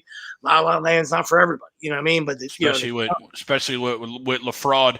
Yes, of course. I mean, the other side of it is like call him the fraud, whatever. It's also hard to play with greatness sometimes. It is. Right. I mean, that's like, it's a guy you looked at playing and you're playing with him. So I understand the growth side of that could be hard for some guys too. Get to New Orleans. Him and Lonzo both figure out their games. And Sweeps' point, right? And they both develop big time. And yeah, my only concern with Ingram is just health, right? Like it's not the game. The game's filthy. The game's everything I want to go with Joel Embiid. I mean, because now I'm lengthy too. I'm still lengthy. Hey, length, I'm here to play. So I'm all for that. I mean, anybody order a size queen? Size queen here. And you remember when people were talking about trading for Zion? You don't want that loser either. But I'll save that. I'll save all that for later on in the show. But for Tommy, that's huge. It's a hold and it's a fumble. Man, the under's looking so good. Under 86. If you gave me under 86, I'd be in trouble right now. Riz, it's funny. I know the Brandon Ingram. There was a time in that draft, in that lead up to the draft, where I was all Brandon Ingram up. Gotcha. And then once you saw what was Ben, right, and then you obviously realize that's where the Sixers were headed, and you're like, oh, okay, I can buy into this. Okay. Another LeBron, KD type of guy. Okay. You were not allowed to not take Ben Simmons there. No, completely agree. You know what I mean? To your point. Like, I mean, as much as I criticize them today, there's some things you weren't allowed to do. Yep.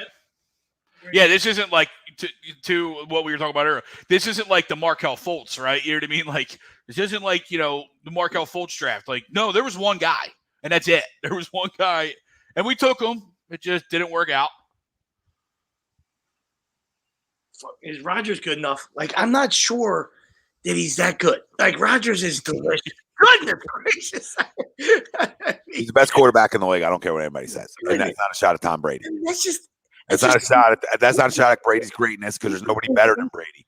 But he still is the best spinner of the fucking rock that I've seen. What I'm talking about, and that's why it's so fluffy. It's so fluffy. I mean, look at this freaking Posturepedic pillow just fall right in Aaron Jones's hands. I mean, it's delicious.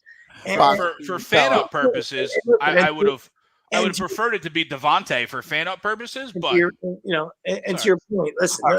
Hold on, sweet, 1 second.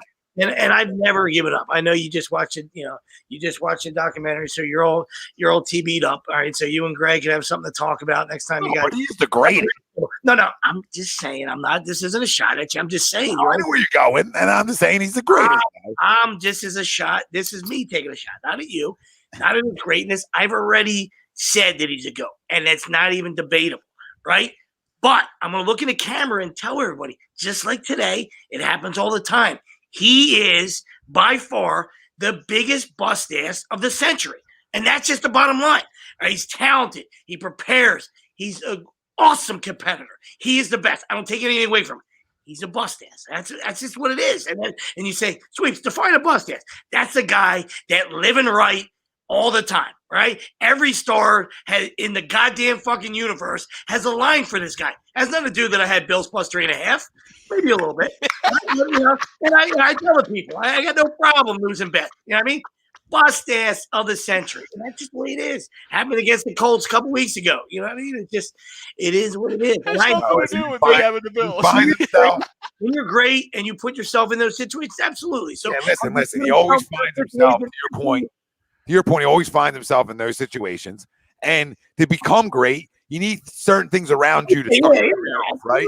And the fact of the matter is, listen, both guys are great, so there's no debating greatness on both guys, right? But the fact of the matter is, people thought the coach couldn't coach, and he's the greatest of all time. So, and that just proves it more this year when he went out and signed all these guys, and people were like, "What's he doing?" You know what I mean? Look at Bill. He signed 2 tight ends. Why would he sign 2 tight ends? Well, because the young quarterbacks need tight ends, right? So he went to Buffalo. Right, in that weather, and said, "You know what? We're not gonna throw the football," which is like everybody's gonna throw the football a little bit, right? No matter what the condition, everybody does a little bit. Guy says no, and he got his team that started off so rough, right? He got his team on the right track, and listen, winning their division again because he went and got his pieces because that guy is great too. So greatness, when you talk about having a dynasty and being that great, right? Being as great as Tom is, you need the other combo. Right, it's like the Jordan, like Pippen. Shut the fuck up, because like Jordan's great, but he needed you. So don't act like you're not needed. You're needed to help that greatness achieve what they need to achieve. Right, like LeBron, you needed Kyrie. Let's not run from it. You needed Dwayne. You needed Bosh. You need guys that help the greatness come to life. Yeah. All right, that's just fucking factual, because greatness comes with championships. Greatness comes with trophy hoisting. Right, Kobe, Shaq. I don't know what they are without each other. They're great. They're fucking wearing the jackets. You understand what I'm saying? Mm-hmm. They're wearing the jackets for sure. But how many are they hoisting? I don't know by themselves, right? Like they probably still 1 or 2. But are they a dynasty through a spurt, right? And then to be a dynasty for 20 plus fucking years, that's absurd. And then to go somewhere else and win, and then for your coach to win without you right now, like he is, man, it just shows you what you need to get to that level, right? Because it's as much as it's a one-person thing. It's a group. But then if you're great, like going to Tampa, right? He's great. He walks in the door now because the greatness is defined. Everybody fucking knows. So now your game needs to step up, right? Because oh shit, I heard stories about this motherfucker. Yeah. Right? I watched this guy. I better check myself at the door. And then when you check yourself at the door, guess what happens? You win a championship like you did last year, right? Even though there's a lot around them. Because it's already defined. You're already on Mount Rushmore.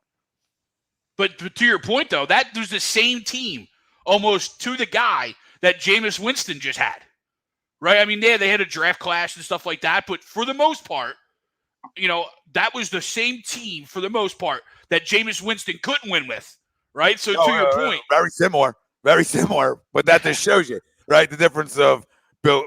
below average and greatness, right? Sure. Hey, hold on, we're going to cut nets down because I'm that good. Now, listen, you need talent around you, and Rodgers, in my opinion, over the last 2 years, has been hurt by what is around him to a point. Now they've upgraded their run game, and that's why they're going to AFC titles. But for Aaron, he needs another one, right? He's got what? Two? Only got one. One, right? One. So I mean, but now in terms of spinning the rock, argue with me that somebody's better than him. Got to be on. I think that's what our whole conversation was to start. That's what we're talking about. Like there's always a perfect storm that allows you to be a champion. You know what I mean? Like you can be, head and shoulders better than somebody. You know what I mean? The best team doesn't always win. We know that. So I know that's a cliche. I'm just saying, like, so I've never taken anything away from the guy. The guy's obviously the GOAT. He's a GOAT for a reason. Like I'm just saying, like to my original rant was you just feel it coming. You feel it coming. And I know it's part greatness and part bust ass. You know what I mean? And that's why as an not me, but you guys as Eagle fans, your balls were in your fucking throat in that Super Bowl. And it was 99.9% that the Patriots were winning that game. There was too much time on the clock. I was giggling. I'm saying like, not giggling. I'm like, poor guy, poor Eagle fans. All my buddies, man, this is what they've been waiting for. And they got the parade all ready to go. And this guy still got an eternity on the clock, and it took an unbelievable effort by Brandon Graham. All right. And then you still had to survive a Hail Mary. A Hail Mary. You know what I mean? To the point like where it dropped, I'm like, as an Eagles fan, I'm like, where's the flag? Where's the flag? We know it's coming, right? You know what, though, nerdy sports guy? When we beat him, my hate went away. Because my hatred started back when we lost to him with 5 in that group, right? So once we took him out, I could take a step back. Right, and say, okay, he's fucking great though. Right, he's great because we took him down, we chopped him. Right, so to me, I was able to step back from it. Now, if I saw him again tomorrow, right, in an NFC title game, I want to take his legs out. But that doesn't mean I don't respect the greatness of it. So, but I'm with you. I mean, I agree. I agree with you, Nerdy. Fuck him. No, I agree. Allen was special. Who knows, right? You don't know if guys are surrounded with not the likes of fucking Keith Van Horn and a 92-year-old Chris Webber. Like, I don't know. When he finally went around somebody, he was too late in his career because he took care of his body when he finally got with like Melo and stuff. But if you put Melo and him together when Allen's 25, shit. And that NBA back then, right? I mean, them guys you're scoring 110 a night, 120. You're winning a lot of basketball games. Even a younger Dikembe, right? Like, I mean, we got to get Dikembe on his last leg. Yeah. Like, even a younger Dikembe, that's a different scenario. That's it.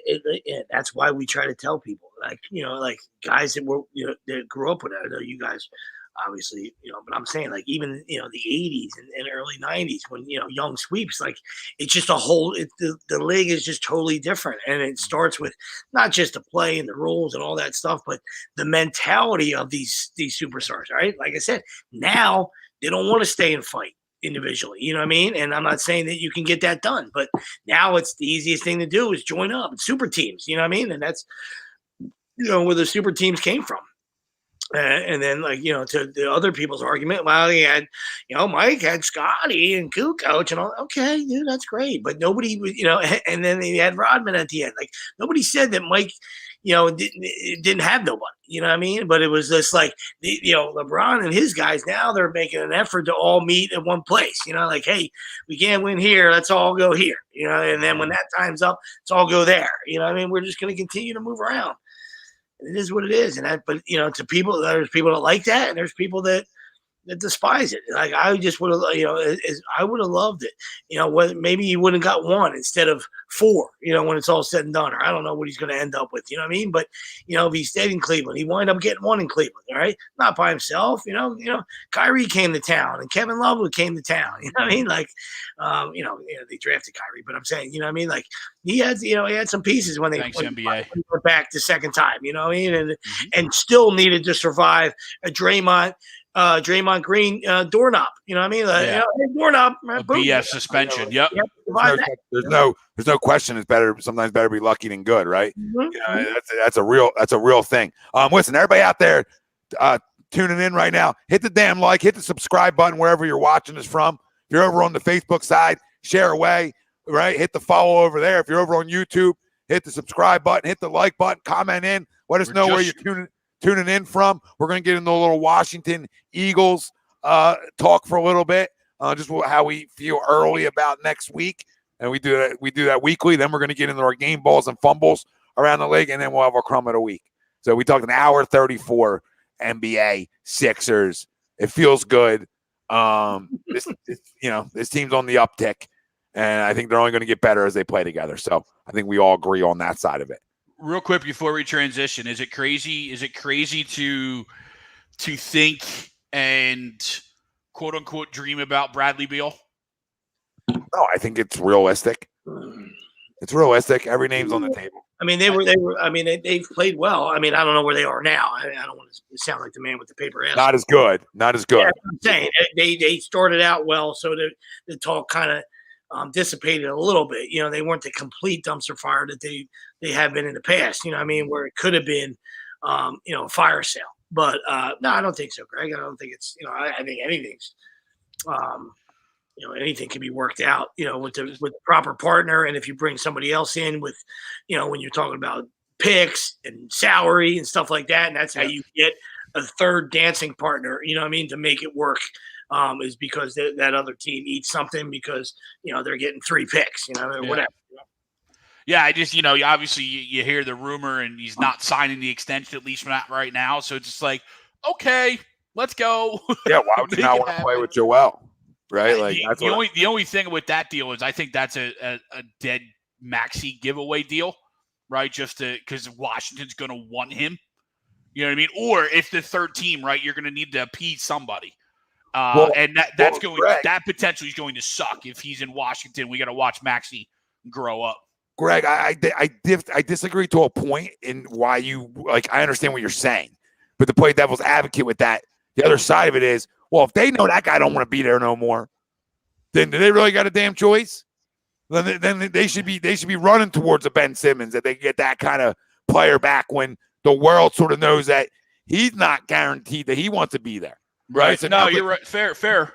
You can get back more than you're going to get back if he walks.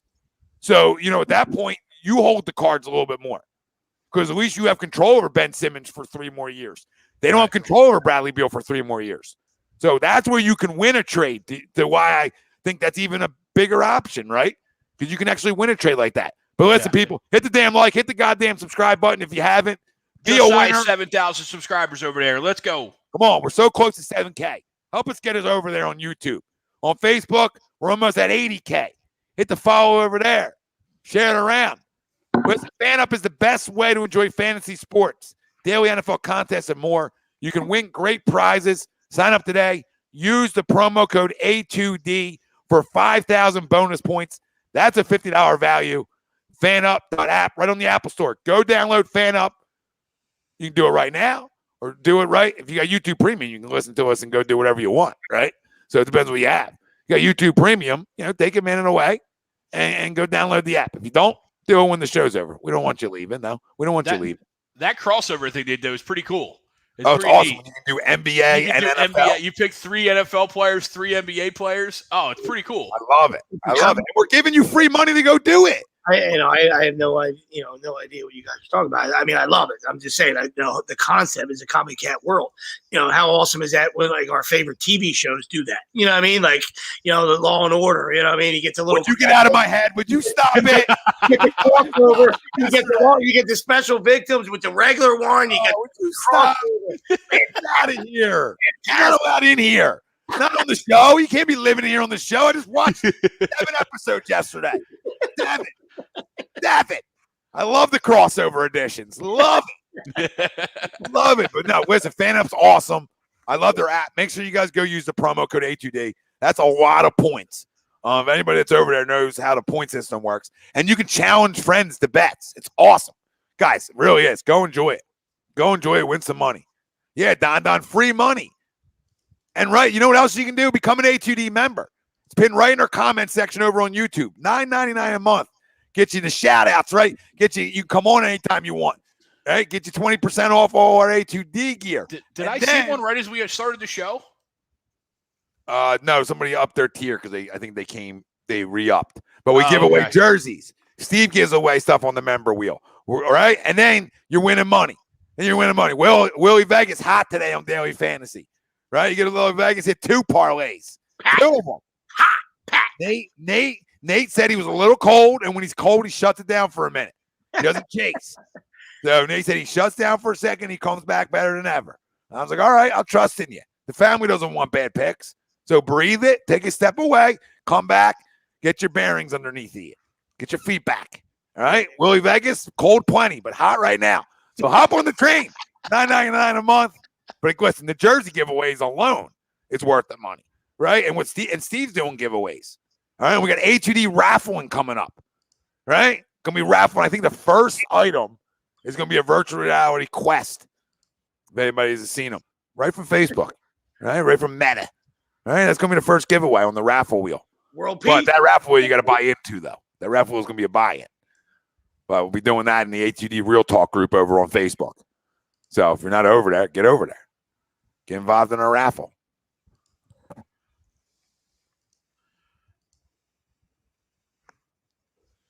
I got down a rabbit hole of videos, and I was listening to someone say, None of you guys got excited about the raffle. You guys are unbelievable. You know, like a quest. I don't want virtual reality. I was getting ready to tie it in. The video I was watching, I think it was the real estate mogul Grant Cardone who's saying this virtual reality is going to just destroy like all events going forward, because you're going to be able to sit in your living room and be like front row at like a Phillies game or a Sixers game without having to go anywhere. Oh, listen. I plan on doing HGD watch parties with this virtual craziness because I think it would be awesome. Like you invite people in, like members, they come in, right? They sit with you, right? Like you're doing the show, you're sitting next. I mean, the endless possibilities. It's going to be the new social media. It's going to be how the new social media works too, Greg. It's more than and what you're saying is factual. I mean, welcome to the Matrix, baby. And here we are. Christ, this is everything we watched in movies. We flying fucking cars in 5 years. Can't wait for it. We already got self-driving right now. Yeah, I would say I can't trust it. No, I mean I'm just better behind the wheel than any computer is. That's just factual. But yeah, I can't. Whatever, glitch. We're get a glitch. Right? I'll be thinking of that. No, I ain't sleeping. Right? But all right, Washington. Fan up ties into our next topic at hand. A little Washington Eagles preview coming up next Sunday. Big win. However you want to look at it. Dallas helps you today. We never like to see Dallas win, but Dallas helps you out. Beats them and then beats them up a little bit.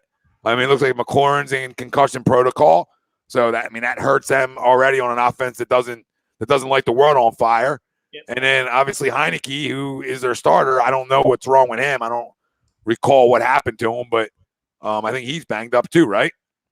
So I don't know if he got pulled or not. I mean, either way, Dallas team was all over the place. Goodness gracious! So, I'm excited for next week. I don't know how. I'm excited to see a couple things, right? I don't know if he will or won't, so I'm not going to stand on a hill right now. But I'm curious to see how the quarterback comes back. How does the quarterback come back, and does he have a response to a 3-interception game, right? And then being banged up, does he get that response? Does he have it? I don't know, but we're going to find out Sunday a lot about who Jalen Hurts is moving forward. You're going to find out. And you can tell me 17 games, Tom. How many you want to wait, motherfuckers? How many you want to wait? This is money time. This is the last 5 minutes of an NBA game. You understand? Sorry, the last 4 minutes. There's 4 games left. The last 4 minutes of an NBA game. You going to show that you're a star? Or you just a guy? You find out real quick, right? So he better come out and play well, because I know the guy behind him is good enough. I'll continue to say that. And Bill claims that's me crowning him and calling him great. And, kind of rip me in the group. I see you, Bill. All right, because at no point did I say he's great. I said he had a great game. Did. I said he had a great game. I don't care. It's the Jets. I don't care. It's the Jets. The guy played great in a game. I'm not telling you he is great. I'm not telling you he can be great. I'm just saying in one game, I thought for the way he ran an offense was perfect. I was good with him. So that's great to me, especially from what I saw in the pocket the previous weeks.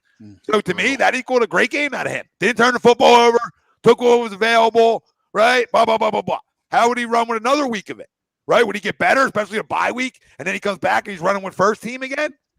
Then I'll assume he would get better. His numbers speak to him being able to play. All I said is I want to see if those numbers are real. I think that's fucking fair of me to ask, right? Because we talk about Andre Drummond. Is those numbers real? Well, when you see them, they look pretty real. So how does Gardner Minshew on a better football team, how do those numbers translate? To a better team?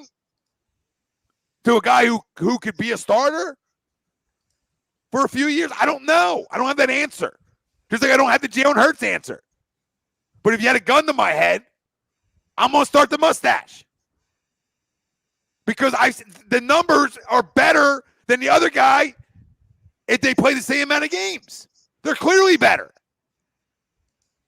And it's not like he's played that many more games. And it's not like he's like that much older where you're like, oh my God. Like, oh my God, we're going to the 30-year-old journeyman. He's not a journeyman. Played in one place. That's not a journeyman. He's young. What are you guys talking about? So it's an important game for Jalen Hurts to show us as a fan base that he can actually win a game inside the division and can respond to what took place the last time he was out on the football field, which was atrocious play at the quarterback position. That's being nice. Real quick, I just looked it up. Heineke says the knee is fine. It was a little scary at first, but it was really my throwing elbow that got me in the first half on a throw. I didn't feel it ever since. That's always good. I think the knee should be fine. I should be ready this week. That was the latest update from Taylor Heineke. Yeah, Jalen said he was going to be ready that week too. We see how that works. But no, I think it's a game that obviously we can go and win. But I think Very right. Did he get his feet in there? Oh my goodness, Alan. Oh, I wasn't Allen Robinson. I saw one. What I thought was a two. It's Jerry Rice, Jakeem Grant. I mean, watch the feet. Watch the dot right here. This is naturally a very important game, though. He's out. Look at the dot. He's out. Yeah. They called it incomplete. Yeah, they called it incomplete. Well, they go back to him. And no, listen, I mean, I'm not going to say we're a better team because I think these teams are evenly matched, but we do have a better offense. They're a team, like we know, okay, we haven't played well from behind per se with Jalen, but they have to play with elite. Like, I think we still have a better offense playing from behind than they do, right? And that's where I think the difference maker of this game is, even with Jalen Hurts, right? Like, I think we have more explosiveness around us than they do. Oh, absolutely. Right? Well, especially if now McLaurin's out. Yes. You're talking about T-Mac and you're talking about Logan Thomas. Yep. I mean, absolutely, brother. Absolutely. And not the quarterback. Like, I like Heineke. Yeah, and if Heineken's out, Heineken Keg Cans is out, you got ain't nobody scared of fucking Allen. No. And I'm not scared of Heineke either, especially with no McLaurin and no Logan Thomas. Like, he's a guy who needs guys around him, obviously. It's like I'm going in the Rodgers, like, down men, where I'm like, oh, I still got to deal with Rodgers. So, I mean, listen, I think we're more explosive. We have a better chance of playing from behind. Their MO, they like to run the football too. So it's one of those, right, boys? Who's going to run it better? Who's going to get off the field? Greg, is this game home or away? I don't remember. It is home. Well, listen, you got to win. You got to win games like this. I mean, playoff team or not, you got to win games like this. And it's going to show me a lot about Nick Sirianni. It's going to listen because he's tied his cart to Jalen Hurts now. He sure has. All right, so you go back to him. He better fucking perform, or your little cute meetings, you're choosing personal over what's better for your football team. So it better work, because I going into this game, I would feel even better going in with Mitch. And you're going to call me crazy, and I'm going to say, listen, I just feel like we can stretch the field more. I feel like we have a bigger playbook and what we want to be able to run. We have a bigger playbook, and we'll still run for 150 yards on your ass. Especially after a bye week. Get guys rested up. Well, that's the thing, right? We don't know what Nick Sirianni and this coaching staff is after a bye week, right? Obviously it's year one, so they're not going to be Andy, right? Doug wasn't always the greatest out of the bye. But this is new for Nick, right? How did he prepare? What did the week off, show him and stuff like that? So that's kind of the stuff that we don't know going into it. I almost would have rather had Washington win because I think then they come in as a hungry team as well to kind of match us being a hungry team. Both teams need this game. This is pretty much a must win because if you don't win this game, then what's the rest of the season look like? You know what I'm saying? Like in terms of if you can't win this game at home as a quote unquote must win, what does that show you about your team? All right, you're not good enough, obviously. That's not good enough, right? And so if you win, you might not be good enough, but you're definitely not good enough if you don't. Very, very true. But you still have to, as you said a couple minutes ago, you have to win this game at home. Yeah, I mean, the way they lost. That kind of scares me, though, too. No, but the way they lost, and now they're without McLaurin, like, I'm not, I get it. If McLaurin's out, then that is a huge blow. I would have rather them lost than won. And I say that because you can they almost become, a little bit wounded then. Yeah. Because I don't know. But they fight. They fight. They come back, right? You know what I mean? You look at what they did. They went out to Vegas on a short week and won a game coming from behind. They came back in this game a little bit. Take on your coach's personality, Yes, they do. Especially when he's already been there for a minute. Yeah. And Ron's a fucking tough son of a bitch. So I'll never go into a game with Ron Rivera assuming I'm whooping his ass. Right? Like I'm gonna go in and say, hey, I got a dogfight here. And like I said to you, Greg, right? And so who's gonna run the football better? Mm-hmm. Right? That's the game you're getting into. And Dallas said today, in terms of defensively, that okay, you guys think you got a great defense down here? Hold our beer for a minute, right? And they went to work like their front can do because they are an issue up front. I mean, their front seven is a flat out fucking issue. And we thought that was their weakness, right? Jeez. Yeah, can your front four match that? Well, Greg, it was a weakness before you had Michael Parsons as a guy who comes from fucking everywhere.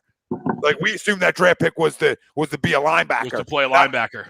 Not to be a fucking rogue fucking Ranger, right? Like the second reboot of Lawrence Taylor.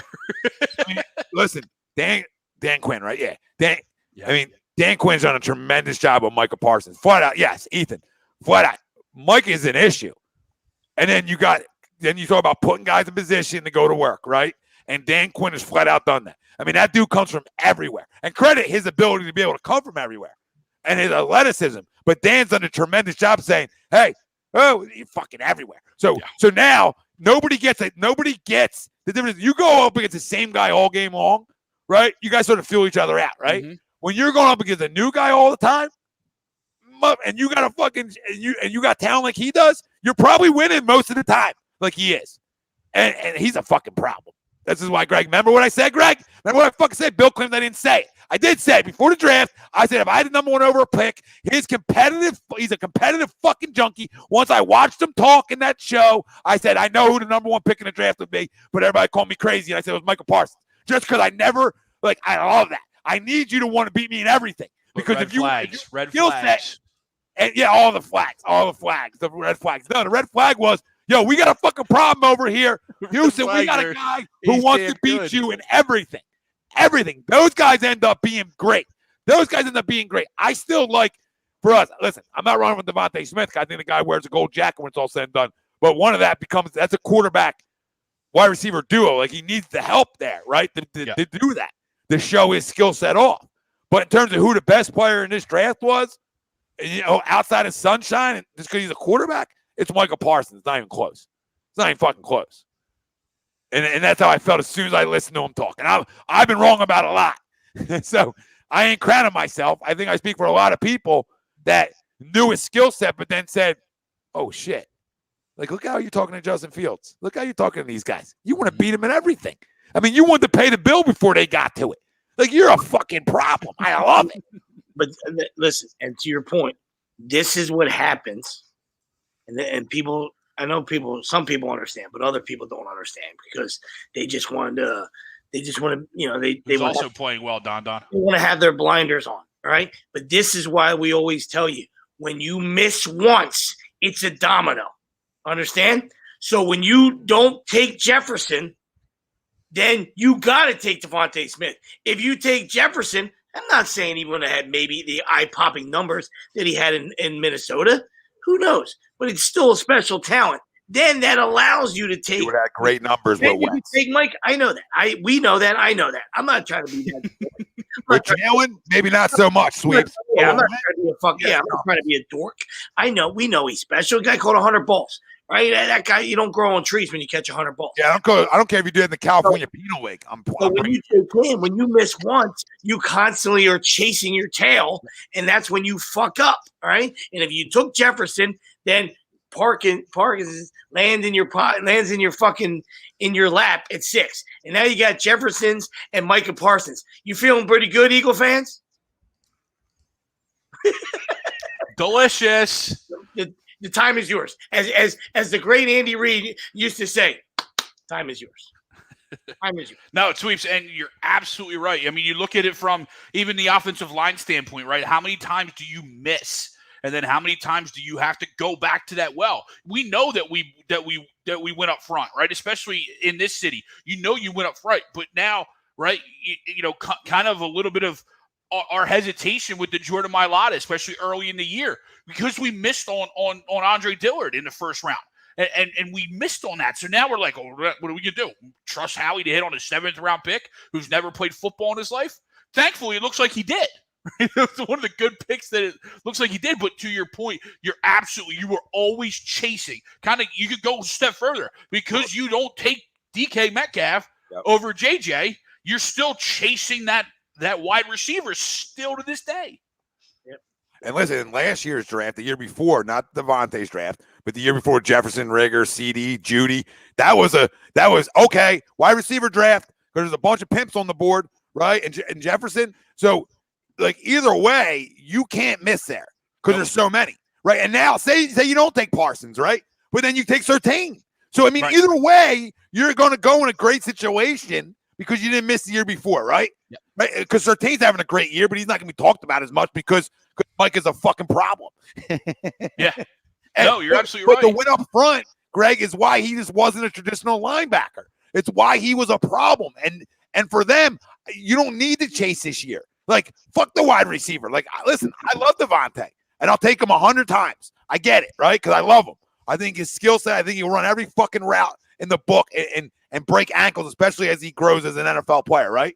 And needs a guy who can throw the ball, right? We know that. That helps you, okay? But the other guy changes you, right? Because he doesn't need somebody else, right? There's a difference. With the wide receiver, I do need a quarterback. Christ, right? To be able to really get the full effect, right? With a fucking show pony that plays defense, I don't need nobody that can play around him if he can play, because he's gonna make everybody better. That's the difference of a wide receiver and why the impact and why the draft stock shouldn't be as high on him. Because unless you have the quarterback, if you have the quarterback, fine. Like when you have Wentz, you go to the well, you get your guy a dog, you get him a show pony. But when you don't have one, then you say, you know what? How do I help this guy out? Well, I go get a guy and get my defense off the fucking field. Yeah, and to Greg's point, you can, like I said, we can keep deep diving this. I just think it's fun, but it's excruciating for Eagle fans. All right, you deep dive as far as Greg is talking about, so you get the specimen that is DK Metcalf. Now, the next year, forget about Jeff. You take Queen, and then you end up with Micah Parsons. So now you got your number one wide receiver, and you got Lawrence Taylor. Possible defensive player of the year running around, and Patrick Queen running around in the middle, absolutely destroying everything in his sight. You know what I mean? Like, wow, that's a pretty good team. That's just with three of those pieces. My goodness. And they were all there, right? They were all there. This isn't like us trying to maneuver a board. Yeah, they all fell right to us. Back to the Cowboys. I mean, you walk out with CD and Parsons. They changed your franchise for 5 to 8 years. Easy. For sure. Right? I mean, because they're ballers. So, but guess what? CD needs, right? I mean, obviously he needs Dak, and he's a guy who can throw the fucking football. So, I mean, that's the difference. But because you hit there, they don't have to go back to that well, and then they can continue to upgrade their roster like we're talking about. It's about not missing early. Like, listen, guys are going to miss. Teams are going to miss. But when the guys are on the board and you miss, it becomes a problem. If the guys aren't on the board and you miss, then it is what it is, right? But when you're constantly reaching, like imagine being the Giants. I mean, the Giants didn't get Smith or Parsons, right? They traded. They said, we're out of here for Kadarius Toney. I mean, that's even more egregious. Yeah. At least Devontae, I got as a gold jacket cat one day, right? I don't even have fucking Kadarius Toney in my top 20. One, because they don't have a quarterback. Yeah, who could get him the ball in spaces of what he could do best, right? Did he hit that? Oh my God, is that another false start? Once again, it was just I was just about to discuss. We're punting. I was just about to discuss it on air. You know what I mean? But I'm glad Doc's not here, so I can use all my adjectives.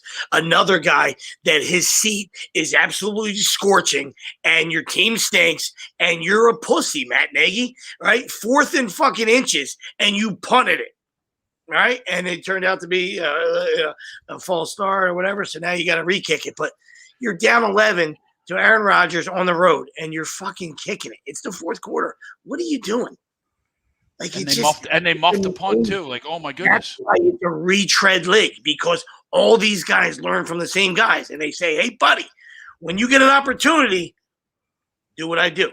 Do what I do. I'm passing you the torch. I'm passing you the NFL jerk off fucking handbook, and that's what you got to do, right? When you're down 14, you got to punt. When you're down 28, you got to fucking punt, because God forbid you lose by 35, and that's the rules. You know what I mean? So you don't want anybody at the fucking NFL coaches fucking Christmas party fucking spiking your eggnog because you went for it down 28. You know what I mean? Like, hey, man, be a good guy. Be a company guy. Punt it like a jerk-off fucking pussy that you are, Nagy. Cannot wait till you open up and get the red tag in your locker. Loser. What a loser. And I have nothing in this game. I already lost the under in the first 3 minutes of the game. So, in case anybody's like, this guy's carrying on because he has the Bears. I don't have the fucking Bears. I love it. I love it. The Packers. I love it having the Packers. Punt away, Nat. You pussy. It's not even like, hey, hold on. It's not even fucking 4th and 1. It's not even 4th and 2. It's inches. We're talking about inches. Get your quarterback under center, sneak the fucking football, and then continue your drive. Jesus God. Listen, it was 4th and Ron Jeremy, right before he started becoming an issue. I mean, back in the Ron Jeremy in the 80s, before he was a complete piece of shit. 4th and Ron Jeremy. No, but listen, I think we come out next week with a win, and I don't know how the quarterback's going to play, but we're going to find out. And next Sunday night, we're going to have a lot to talk about, because it's going to be. I think we're all curious. I think we all have an idea. I don't think he'll come out and throw 3 picks again, because that's not usually his MO. But we'll find out, because I got a feeling they're going to want to open the playbook up a little bit, because they did a tiny bit against the Jets and had some success. So part of me thinks they're going to want him to throw it a little bit. Now, Kenny, I don't know. He's obviously got the weapons around him. A lot of that has to do with the ankle, right? Obviously, because he can't be a statue. We know this. He can't be a statue and try and throw the ball. And you know this. Like, if he's going to throw the ball, you have to at least have the threat of him running. That's what's going to make him succeed. Yeah, well, I think the bye week saves him. Yeah, I hope. To your point, I hope he's healthy, and I would agree. If you're sitting here saying, hey, we're starting Gardner this week, I'm all locked in for a win. I don't know how this is going to turn out with Jalen. Yeah. Well, listen, you be careful. You're called a hater because we don't know how it's going to work out with him. Right, and that's the problem. Called a hater, but I've been right on it, or we've been right on everything we've assessed of him so far in his career.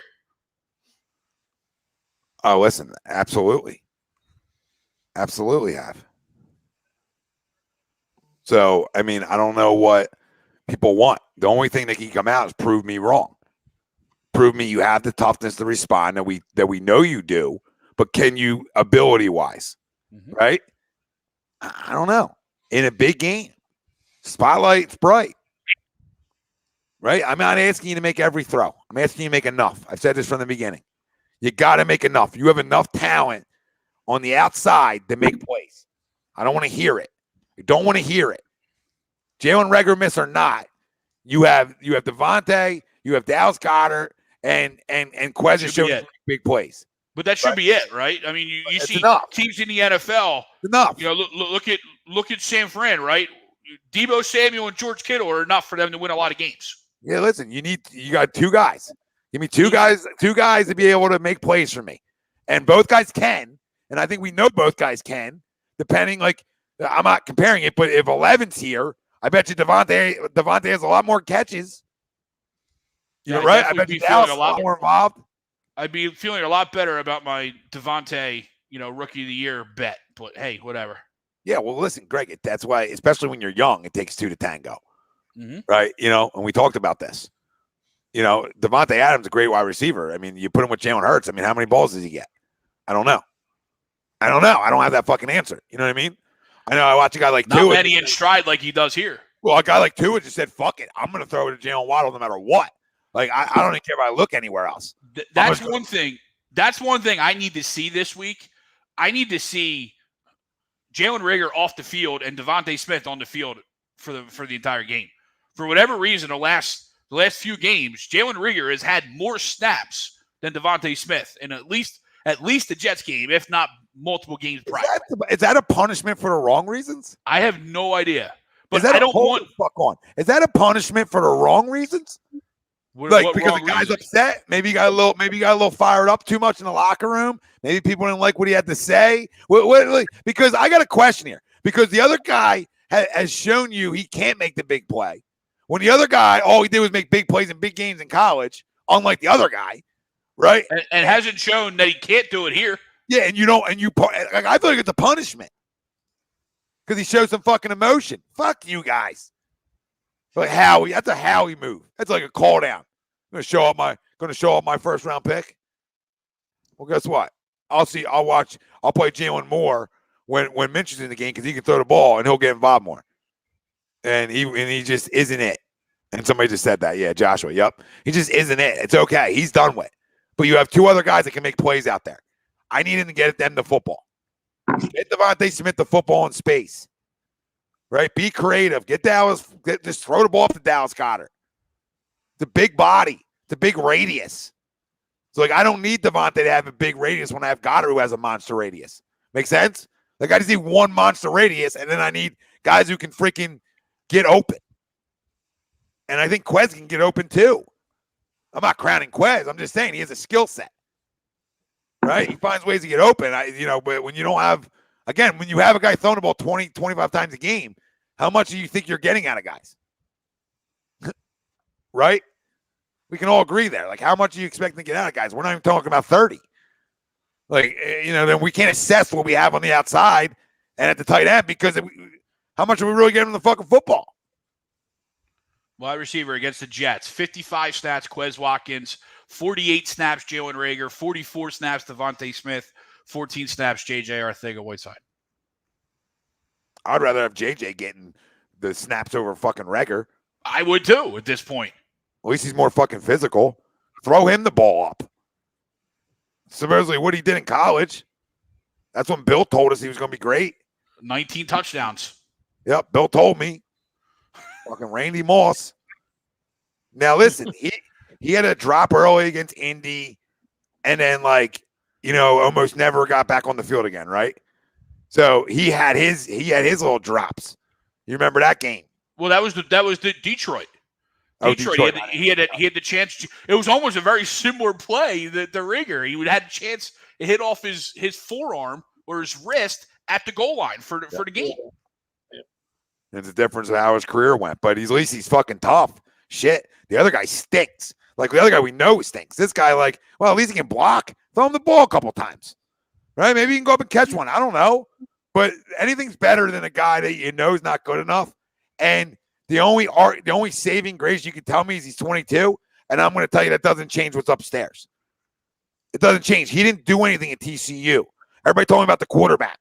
Oh, well, Jefferson played with Barrow. I don't give a fuck. He caught 100 balls. I don't care if he does it in the California Penal League. If you catch 100 balls, you are on my radar.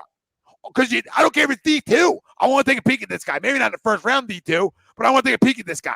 Because how did he catch 100 balls? Because it must mean he's open a ton. A ton. And if you know how to get open, you're going to be good. I don't care about your 40. I don't care about some of that shit.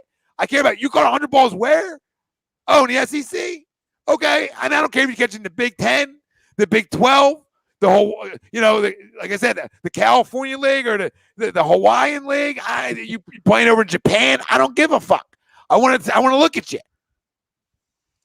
Nippon Tigers, 110 catches for the Nippon Tigers. Yep.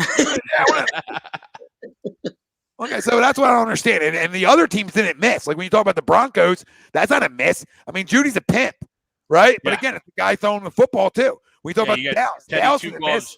Teddy Two Gloves and Drew Lock. Like, yeah, who's consistent over there? Yeah, like CD. CD's not a miss, right? So the only miss there is Jalen. So far. And Ruggs now. You can count Ruggs as a miss. Yeah, I'm not even counting him into that. I mean, talent-wise, he wasn't. Right. I mean, he was for as high as he went. He shouldn't have been the first guy. That's outlandish. I told Wilson that back in the day. Definitely shouldn't have been the first guy. He's a show pony. You and Wilson disagreed on something? No. But he's good. But he was good. He could play. Yeah. But he wasn't better than these other three guys. He's still not better than you put Judy with Carr. I mean, Judy's probably catching 90 with Carr. So it's all about who you're around, and it can hurt you or it can get you paid, right? So, oh my goodness gracious, we got a guy that can run every route in the tree, and a quarterback that can't throw one route in the tree. Can't throw one branch. One branch. Can't even toss on a branch. Like hit that branch, can't hit it. Wow, he's gonna come throw for like 300. Right, it's gonna be oh my goodness. I hope he does though. I hope he does. I really do. Like I hope he can come out and prove me wrong. And this is winning time. This is December, right? This is when it matters. This is when the good teams and the great players and the good ones they play their best football. So can you turn the page on the 3 picks? Because the problem is you couldn't get right back out there and get the taste out of your mouth. The problem is that to sit with you as a player, right? Because you haven't been back out there since. And that's what we talk about every week, and I can, confidently speak on that for you. Maybe not. Maybe I can't speak on it. No. But I could speak for you guys in a sense where I know you guys, you know what I mean? Like, so, all you're saying is, listen, if this is the guy, then you got to then go win. And that means if you're winning games, then the Eagles are going to be good, and you guys will be fine with that. Like, it's not every week we're just saying, hey, listen, we're reporting, hey, what we see and honest evaluation. And there's people that don't want to hear that, you know what I mean? Because, the city always seems to be divided, all right? Because that's what they do. That's what this organization has done at the quarterback position. They enjoy it, all right? The higher ups fucking whack off to it like it's fucking football porn. And they love a controversy. I don't know why, you know what I mean? So that's what they enjoy, you know what I mean? And then the fans eat it up, all right? Instead with the guys that just, the fans that, love football and love the Eagles, all right, just want to win football games, all right, and find a way to, to make a deep playoff run and possibly, win a Super Bowl. Not this year, but every game 6-3. Super Bowls are fun. Super Bowls are fun. Like not every 60 years, they're fun. You know what I mean? So it's like the Cowboys won a decade. You know what I mean? One a decade would be delicious, right? And I don't care if your identity is beating people 9-3, 6-3. Right? Like 9-7. I don't care. Right? Like you said, Sleeps. I just want wins. So it doesn't have to be the prettiest thing either. But like when it matters and you need to drive, can you put it together?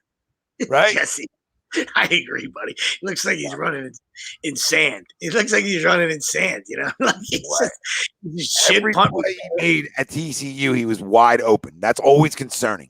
Like, is he wide open because he's that good of a route runner, or is he wide open because because nobody plays the Big 12 and no one plays defense. Big 12 because it's TCU. All right, like nobody cares. Gary Patterson, great job there, buddy. I could give two fucks about TCU football. Like you know what he said too? You know what Gary said? You can tell me the result of the game, and I'm still not fucking betting the TCU game. I don't give a fuck. All right, I'm a degenerate. Did you guys hear that? Did you hear what Gary said? Gary said, like, well, you know, he drops a lot of balls when he's not engaged, so you really got to try to get him engaged. Wait, what? Wait, hold on. Hold the fuck on. So, Howie, you didn't know that? Like, if that's even in a question, I'm not. Excuse me? So, if he's not engaged and then I throw him the ball, he's going to drop it? What does that mean? What does that mean? How do I draft that player? Gary, did you not want to tell me that when I sat down with you? You fucking loser. And if you did, I could see us still taking him. I can see us knowing that. Because I feel like we would know that. This is the problem I tell guys when you do draft analysis bullshit, right? Unless you know these kids, careful, because you're going to be a lot of misses, right? I need to know some of these things when I'm evaluating, right? Like, guy a pussy? He's a little pussy cat. Little pussy cat, because I don't want pussy cats. Puss.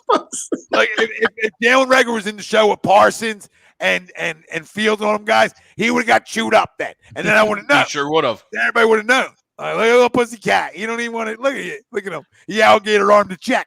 You see him? You see him? He played the league. Fucking alligator arm checks. I see him. Right? I'm fucking all over him. Yeah. Licking fur balls. Hey, look at Jalen over there in the corner licking fur balls. And if anybody thinks that I didn't want Jalen Reagor to have 1,000 yards every year and be a pimp, then you're crazy too. Right? Like, okay, once he's on here, I hate the pick, but I hope you can play. He's here, right? Yeah. Like Sweep said, we don't care how it happens. We just want to win football games. What up, Todd? Yeah, Todd, what up, brother? We just want to win.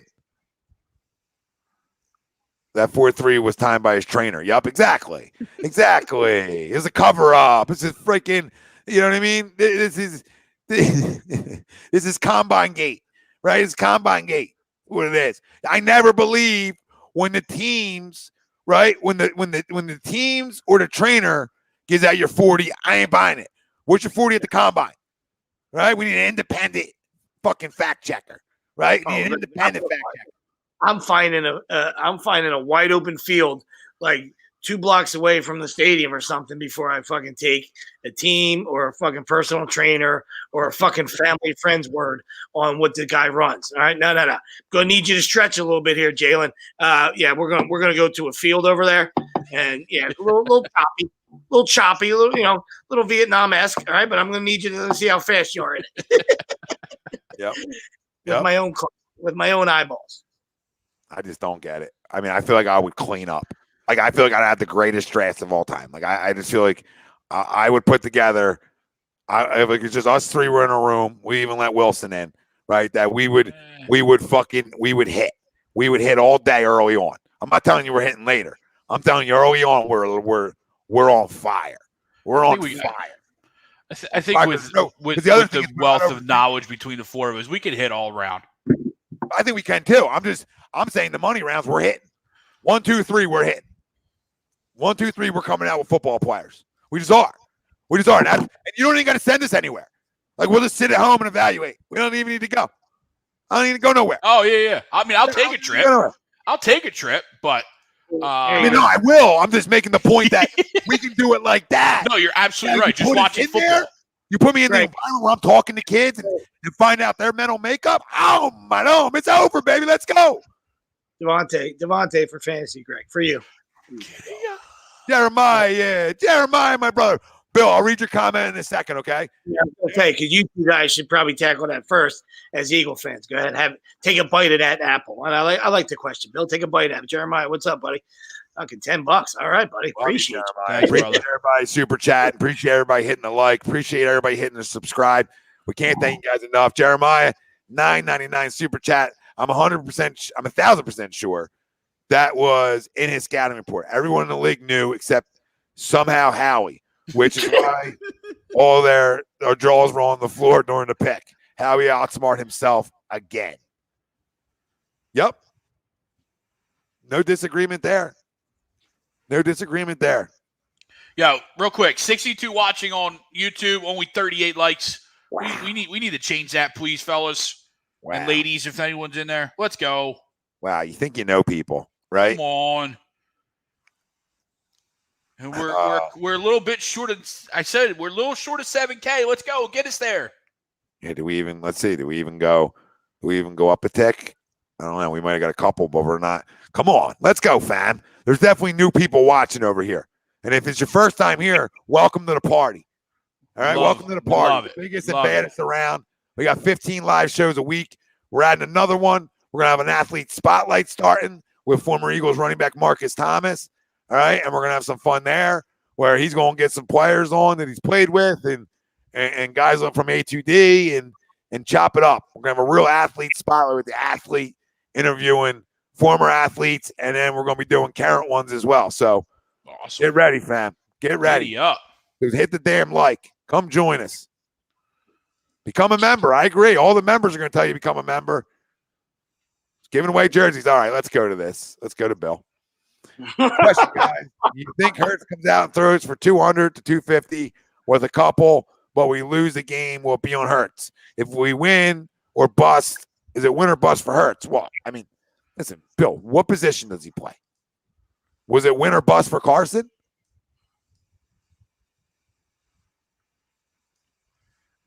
Bill, I would love for him to throw for 200, 250 yards. We know that's not going to happen, though. He hasn't thrown for 250 yards in 3 games combined. All right, it's a little tough, but he does it. And let's be real, if we're throwing for 200, 250 yards with Jalen Hurts, that doesn't bode well for our rest of our offense, especially if he throws a couple couple interceptions. So, well, yes, it would be. I don't know if he meant a couple touchdowns or a couple interceptions, but Bill, again, would it be stat padding? Would it be 100 yards going into the fourth quarter and you're down 14 and then it's like, okay, I can throw the ball because the defense isn't playing. Isn't messing me up, isn't looking, showing me looks and doing something different, right? So that matters, right? So I mean, to me, it's not all on him, but a big part of it is like it depends. Like if you, like I said, you throw for 80 yards in the third quarter. I mean, what's this JV high school football? So I mean, come on, So it depends. Now, if he's throwing the ball great all game and we lose, but he's spinning it, then it's a different conversation. Right, so it's how do you get the numbers? Yes. 250 in a loss, you didn't throw enough, right? 250 in a loss is like that worries some. 300 in a loss, how do you get your 300? You hit it right on the head because early on those first 6-7 games, I mean, those stats were hollow. It was garbage time. You know what I mean? So, if you didn't see that, we can't help you. You know what I mean? So once again, there people are like, oh, you're being harsh and all this stuff. And look at the stats. And the Chris Colemans of the world want to show us stats from these starts and these starts to McNabb and Wentz and all this stuff. And that's all cute and all, you know what I mean? But how did he get to those stats? You know what I mean? To me, it was Garbaggio time, especially this year. It was garbage time. You know what I mean? So when did it happen? Well, was it early on? Was it, like you said, was it a loss at the end? You know what I mean? Was it a productive 250? You know what I mean? Was it, where you were, wherever, there was a lot of Chris throws and, they lost at the end where maybe the defense gave up a late field goal. I don't know. You know what I mean? So for me, I got to take a lot of other variables into it. You know what I mean? Instead of just being a guy that you can't have this conversation before a game happens. Box score guy. You know what I mean? I watch the games. You know what I mean? So that's where this conversation is invalid until you watch a game happen and transpire to then know who a football game or any game, who there is to blame, right? You can't give pre-game numbers and say, well, if he hits these numbers, is the game then on him? No, it's did we lose because our eyes told us the defense let us down, right? Or did we lose because we couldn't block anybody? Did we lose because he can't throw the football enough, right? How did the game go, right? That I think that's how we all feel, right? Sweeps, and that's what you were saying too. So I need to know what happened before I can then blame a guy. You know what I mean? Fully, right, Bill? In defense of Jalen, I got to watch the game. Maybe it's not his fault we lose if we lose. drove down. Like at the end of the day, like, but that's the position we talk about. That's what we were saying. That's what we be saying sometimes, even in the games that he played well. You know what I mean? Like at the end of the day, it's not, it's not going to always be his fault. You know what I mean? Like, we know Rager dropped those balls in the Giants game, but at the end of the day, a loss is a loss. Now, he played atrocious in the Giants game, right? But still had an opportunity to take his team down and win a game. And that's what we were looking for out of him. All right, when you want to try to evaluate a guy, like, hey, can he bring his team back? Can he have a game-winning drive? Can he have a statement win on the road? I know it's the Giants, so you know what I'm saying. Like, but when you're the Eagles, so it's not like they're like 11-1 and you're playing the Giants. So I don't have to really come off that statement. You know what I'm saying? That would have been a statement road for him. Statement win for him, absolutely. So the way but does he drive his team down? And does not to jinx him, but does Elliott miss a field goal? You know what I mean? So at the end of the day, what a drive by Hurts, and they get down there and Elliott misses a 35-yarder for the win. Like, of course you're not going to put it on him. You know what I mean? But at the end of the day, that stat falls on him because that's the position. That's how the position is judged. You know what I mean? Like, and people say it's not fair or whatever, but that's the way it is, right? You get paid handsomely. He doesn't yet because he's a young buck. I'm saying, the guys that are the best at it, from middle of the pack to really good to elite, all right, or special. Those guys get judged on wins and losses and championships, and that's what So for him, we'll say he gets judged on wins and losses now, all right, not championships because this team's not a championship team. Right. So at the end of the day, when you're winning and wins and losses, he will get judged on them. You know what I mean? And rightfully so. But to your point, I love the question, Bill. And like I said, it's just about, to me, like, I would just have to see how it played out. That's all. You know what I mean? Like, that's all. I don't think he said he understood. A shot at you or anything or how anybody else answered that. That's just how I would have to see it. You know what I mean? Because he could, once again, it doesn't have to be Elliott missing, but it could be he led a drive and there was a minute on the clock and Taylor Heineke comes down and leads a game-winning drive. And then it's on the defense. You know what I mean? It's on, it's on those guys. It's all situational. Yep. Bill said, yep, that's fair enough. Yep. And I appreciate the question because, but it just depends. By the way, so that's our little Eagles talk, right? We'll get into our fumbles, our fumbles and our game balls today, and then we'll do our crumb of the week. But our fumbles and game balls is brought to you by Gleason's Bar, which is located 6700 Mill Creek Avenue, Levittown, PA. Use promo code A2D for 10% off your order whenever you dine in, take out, or online. Gleason's Bar and Steaks.com is where you can find them. Go check them out if you're anywhere near the area. Their cheesesteaks are phenomenal, even on a reheat. On a reheat. Reheat. That's when you know. That's when you know. Reheat 9 out of 10. Fuck you, Portnoy. Reheat 9 out of 10. So that means when I'm up in, we're talking 10-piece nugget. We're talking 10-piece nugget. All right, some fumble. This was a crazy little Sunday we had here in a way because there wasn't many like close games, and then there some came closer as it came down. 4 o'clock. 1 o'clock was boring. 4 o'clock was wild. Yep. And even 1 o'clock started to some things started to happen, right? Like later on, like Ravens started to fight back. Obviously, Washington fought back. Yeah. Right? You had those two situations. But yeah, it was a boring 1 o'clocker. Man, you talk about game balls. One has to go to the Kansas City Chiefs for me. You want to talk about a statement. They're walking on you. They're fucking doing meetings on your logo at midfield.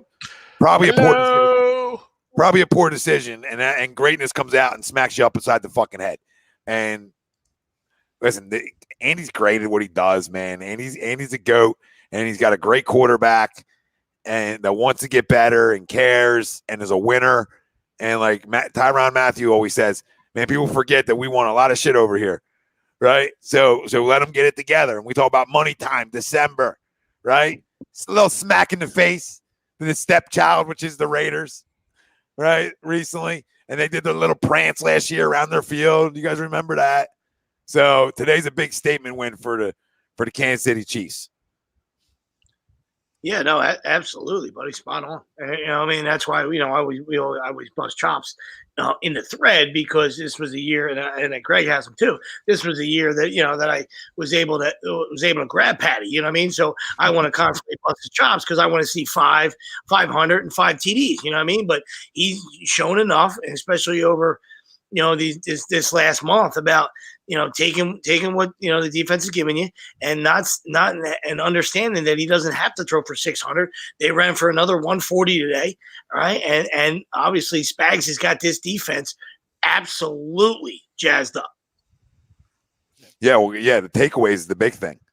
I mean, they flat out started taking the football away and getting to the quarterback. 5 turnovers today. Yeah, good time. A good time. But listen, yeah. What else you guys got? You guys got some? I mean, I'll give you my next one whenever you guys go. Yeah, we talked about him earlier, but I got to give game ball to Micah Parsons. I mean, come on. I mean, this is only one of 2 guys. First of all, we know how special he is, but there's only one of 2 guys in the NFL right now with 60 or more tackles and 10 or more sacks. You know what I mean? He's got a shot at breaking the sack record. I think the rookie sack record of Javon Curse, I think they said. He's in the talk of defensive player of the year. You know what I mean? And there's a ton of great. He just kicked the field goal. He just kicked the field goal. You're nagging the field goal. What a one! Tell me you're getting fired without telling me you're getting fired. Oh my God! Fumble. There's our fumble. There's one of our fumbles. That what a quick loser. Fucking 4th and inches. Absolutely all over the place. Looking like, and once again, when we give comps, we don't compare them to people. Just looking like a young Lawrence Taylor out there. That's all. You know what I mean? And from a guy that's old as shit and sweeps and got to see LT in his prime, and LT not comparing him. LT is the greatest defender of all time. You know what I mean? And there's been a lot of great defenders. You know what I mean? But that's where he lands on sweeps list. You know what I mean? So that just shows you. You know what I'm saying? Just should be almost everyone's list. It's the specialness of it, and this kid's just a rookie, so has no work. There's no comps, besides the fact that he looks like him, and he's special, and he can go sideline to sideline. Get the fuck out of here! And he can get a hand on. Get the fuck out of here! Oh my God! And that goes like a Mad Nag. What a loser! Wow. And what? Under 86, I wasn't safe. What a I mean, talk about losers. Talk about me. I think you had 6 No, and a they half. can't. I don't think they can advance that, Tommy. If it's touched,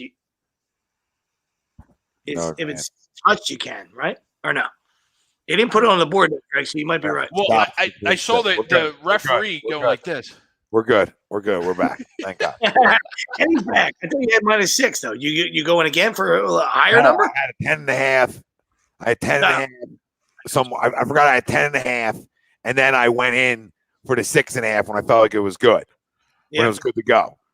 I mean, and then I went for a 2.5 at halftime. Then I put my feet back in for a 2.5 at halftime. Just because I felt that good about them. Ended up winning this game after it all the dust settled a little bit. Yep. Khalil Herbert's like, but that sometimes can hurt you too. Sweeps, you know what I mean? Like that's hurt me plenty of times too. Going back in the well and not getting what you're looking for. Can we make a play? Can we make a stop? He stays in. He fucking stays in. Is this fucking happening? It's gonna be the worst beat of all time. What are we, 15? Right. Yeah, maybe we have no idea. Fucking beat of all time. You were ahead of me, so I had no idea. Can we stop? Oh seriously, this will end up. Yeah.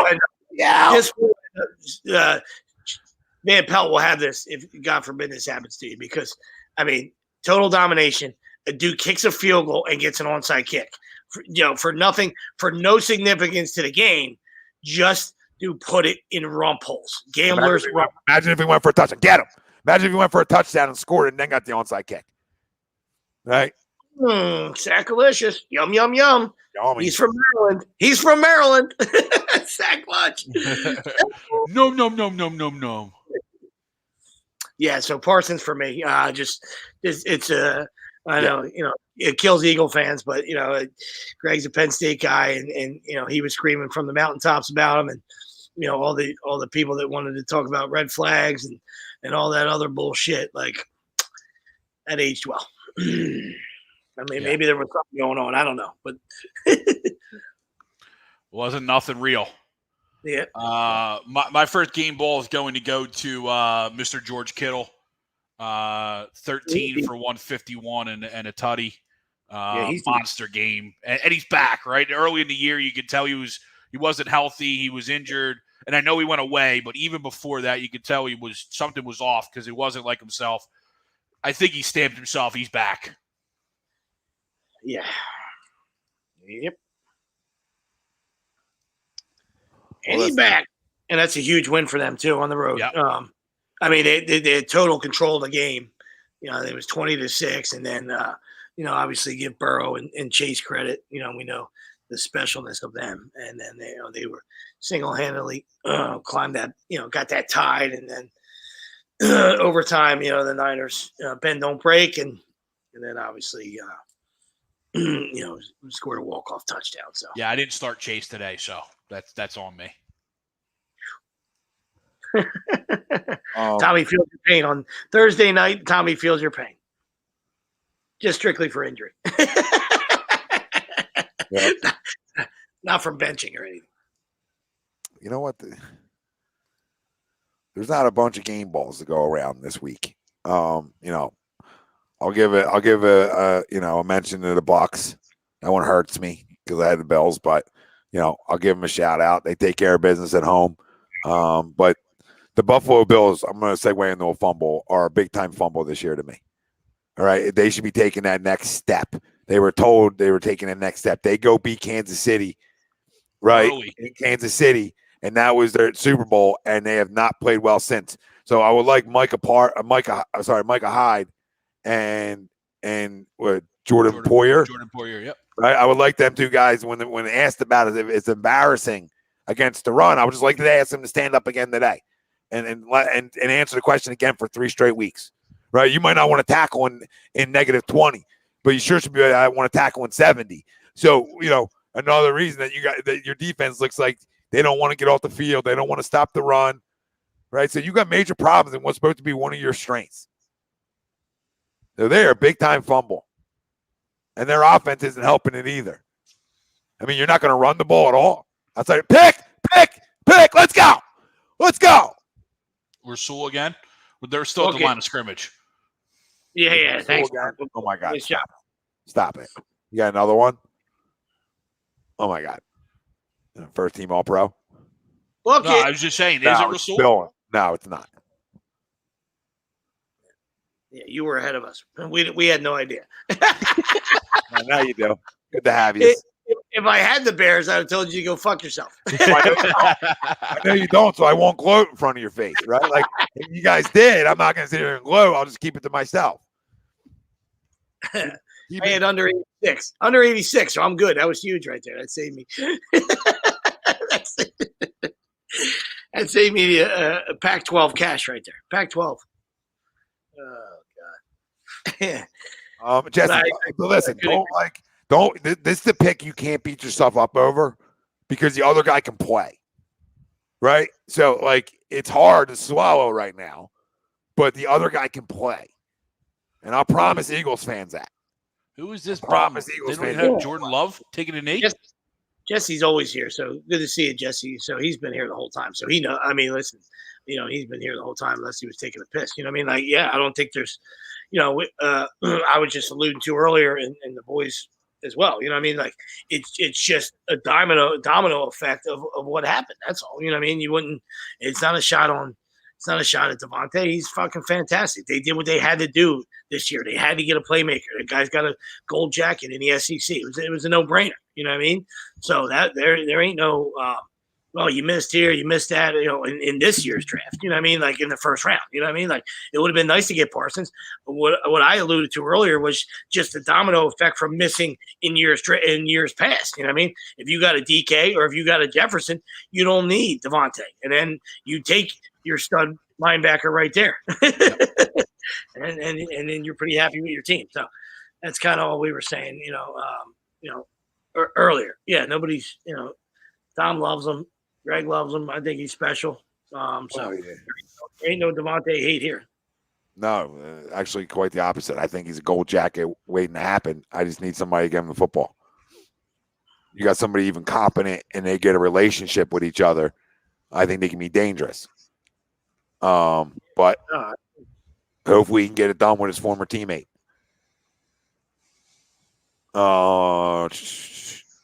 Game ball, me and Greg. We did 2 game balls. Well, I only did one because there's really there wasn't a ton to go around, so I figured we keep it and get to our crumbs or whatever.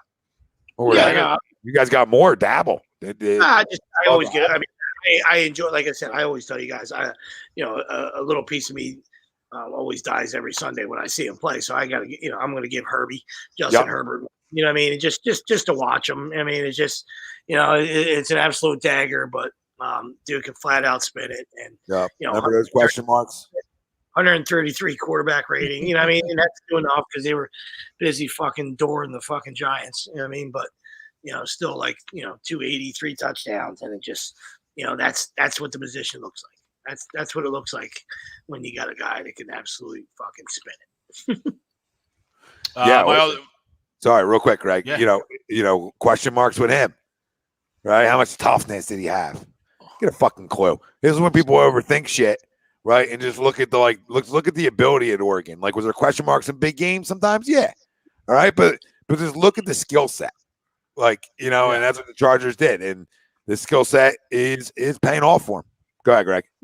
No, I was just gonna my second game ball is gonna go to the Denver Broncos. They were one of my locks of the week, so I got to actually hit one. So I'm gonna give them a little love. They had a really good opening. That first snap, in remembrance of DT, Demaryius Thomas was a good touch, but they absolutely throttled the Lions, which they should have. But it was good to see.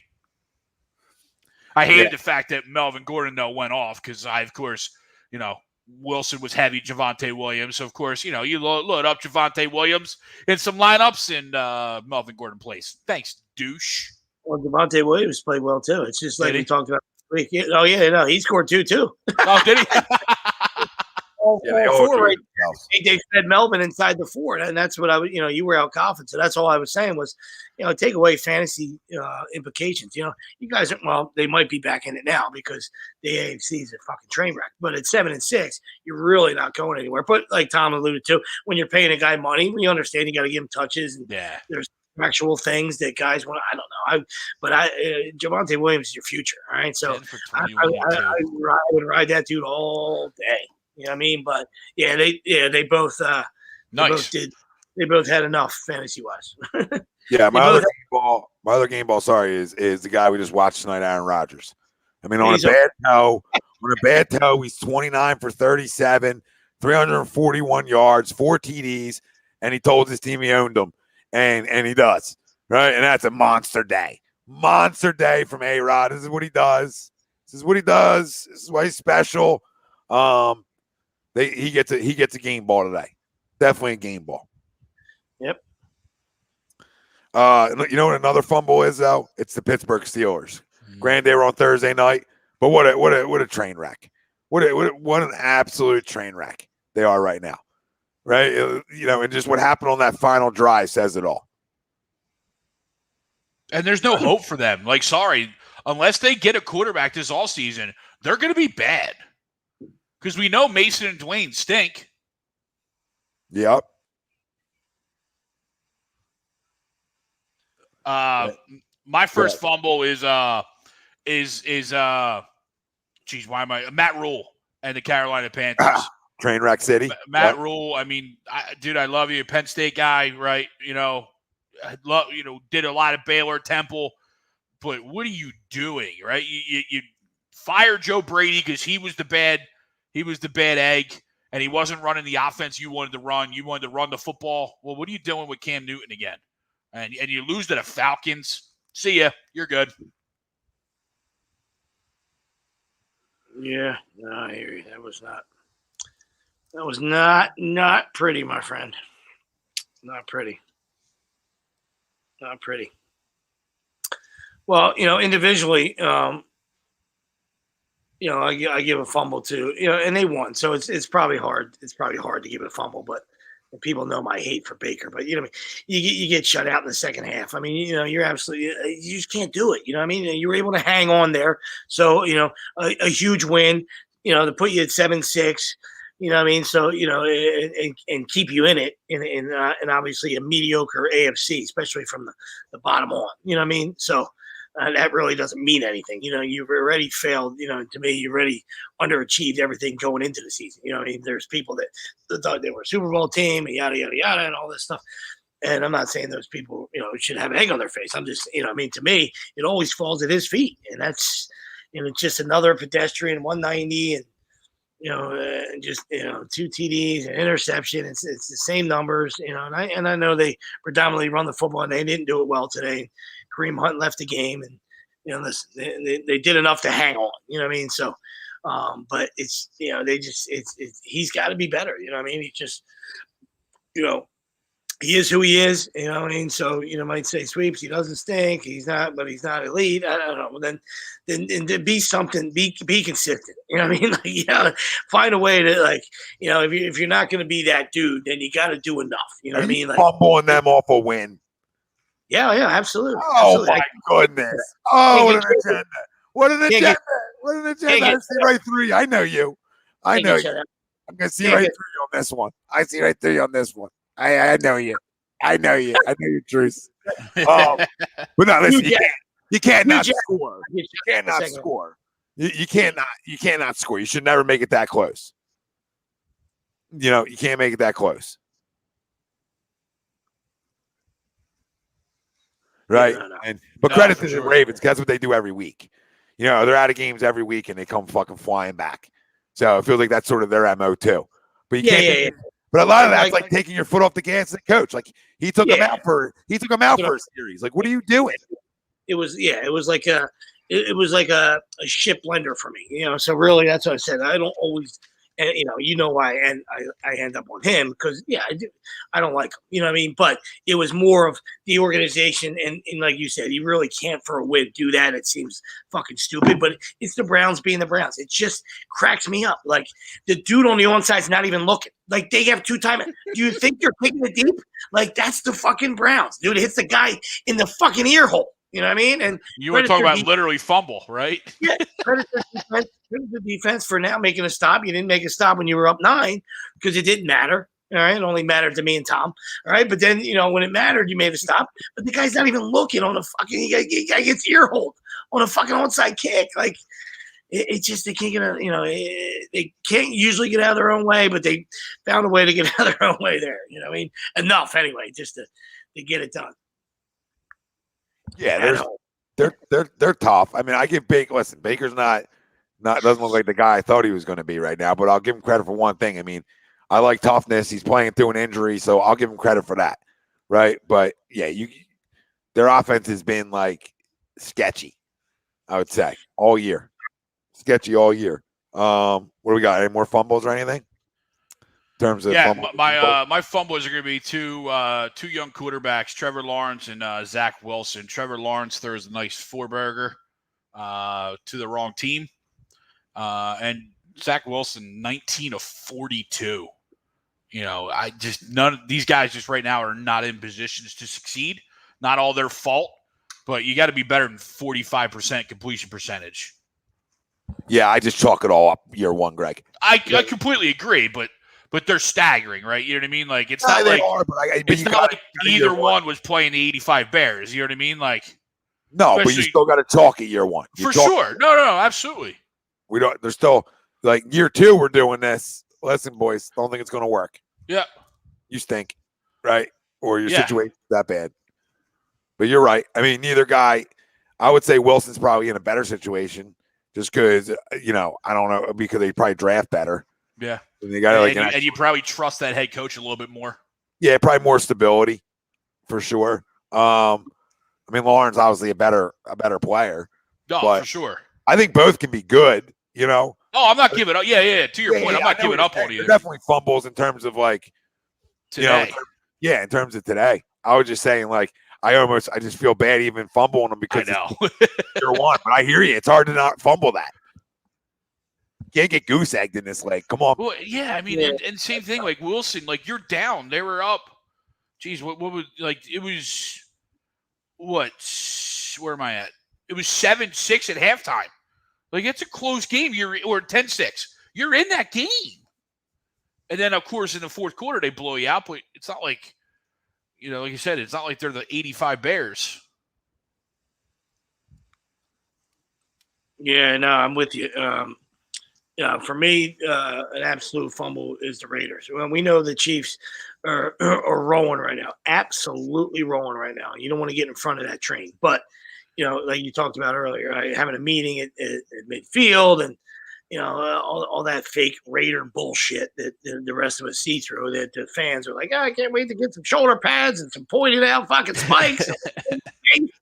Be a fucking hand job. You know what I mean? So all those other guys see that stuff. Well, we see the fraudness. You know what I mean? Like, since Big Al has passed away, you know what I mean? And it just it is what it is, you know what I mean? But 5 turnovers, 4 sacks. I know you're down a million, but you run 12 rushing attempts for 40 yards. It was just, and I understand you're down 35. You know what I mean? I get it, but there has to come to a point where you weren't attempting to run the football and keep Pat off the field and keep that offense off the field early on. You know what I mean? You were, it was just, I don't know, just a horseshit effort by the Raiders, and not to take anything away from the Chiefs, all right, because Andy's got them rolling. But that's just, my God, poor Al Davis is absolutely rolling. He ended up 4 graves over. You know what I mean? Al ended up 4 graves over watching today's game. Unbelievable.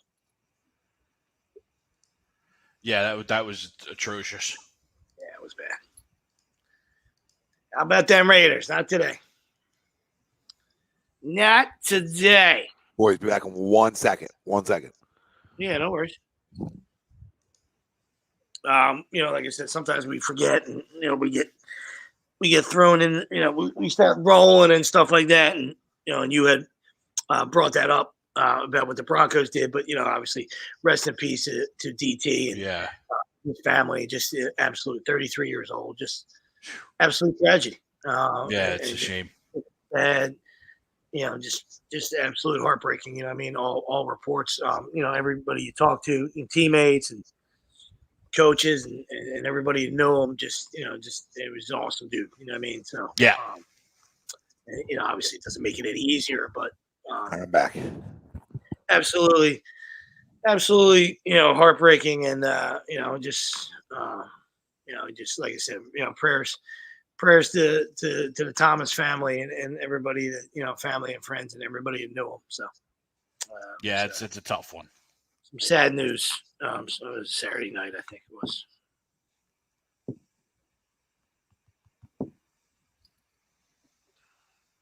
Early line on the Eagles game is Eagles -4, over under 44.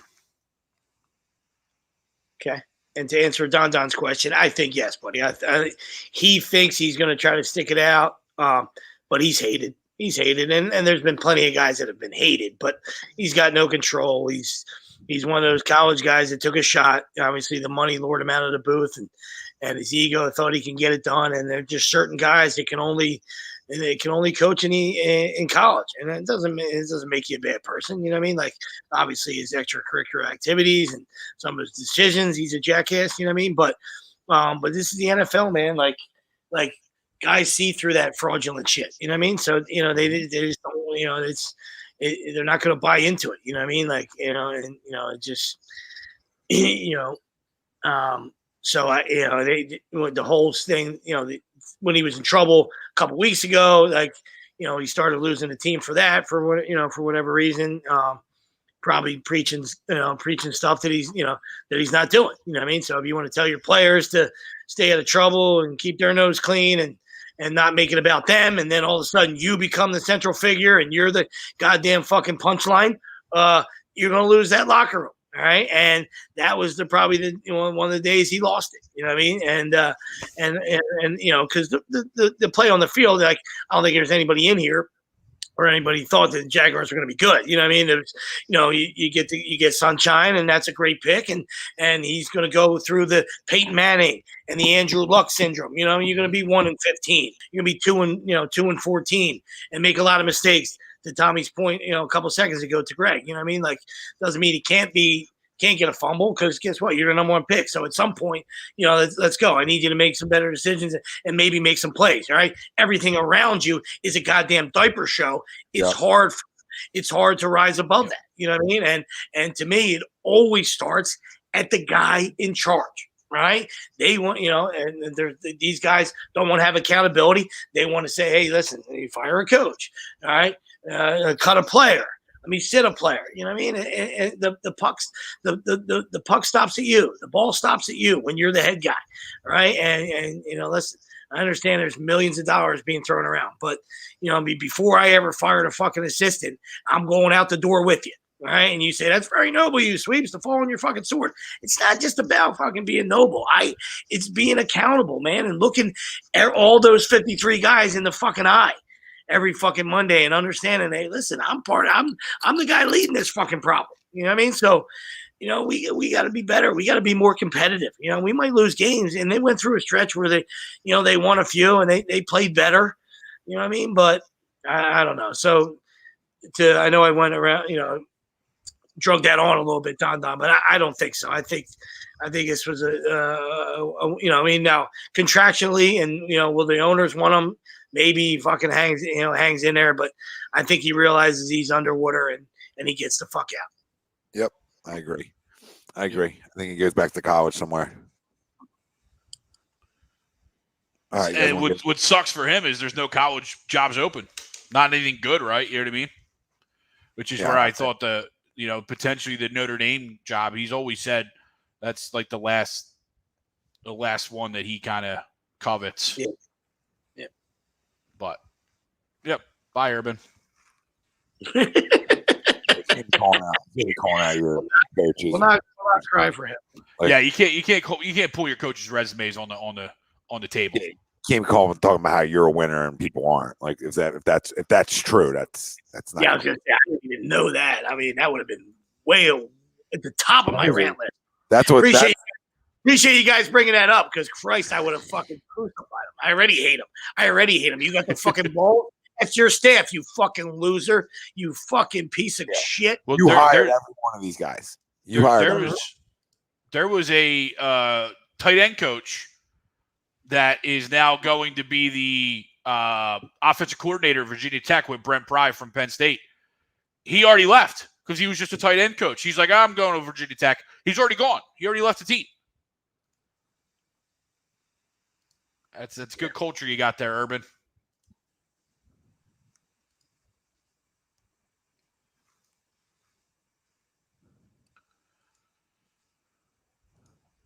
Where are we going? Crumbs? Yeah. Sorry, I was listening to Urban talk. I wanted to speaking of that, what did he say? No, he said the focus. Yeah, bullshit. Whatever. Yeah. So their focus isn't going to be on all the extra. But listen, he's a crumb, but he can be a non-crumb if he stays another year, right? Like if he shows that toughness after getting his ass kicked to come back, right? Like that's going to be the question if he's a really crumb, right? Do you have any bit of fucking balls, right? You have any bit of balls to stick something out that didn't go your way? We're going to find out. I would venture to guess he's out of there, but we'll find out. But for what went on this week, supposedly, he's a crumb again. Because you can't have all this shit come out about you, bro. You cannot constantly. Yeah. Like this many people are out to get you, right? And you're pulling out you're a winner and other guys aren't. Like, relax. You were a winner at the college level. This is a different winning. It's a different winner.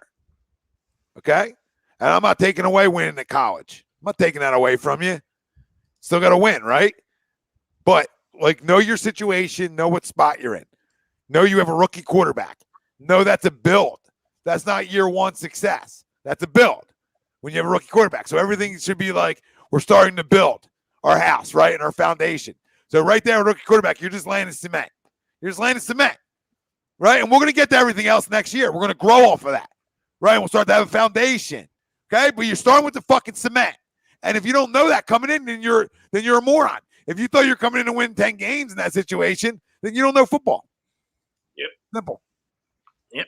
And that's where you find your fucking Marvin Harrison the next year when you're 1-15. You know what I mean? Like, you don't have, the ego to think you're going to fucking turn this around like you're some fucking savior, to your point. You know what I mean? Like, understand you might not be happy about it.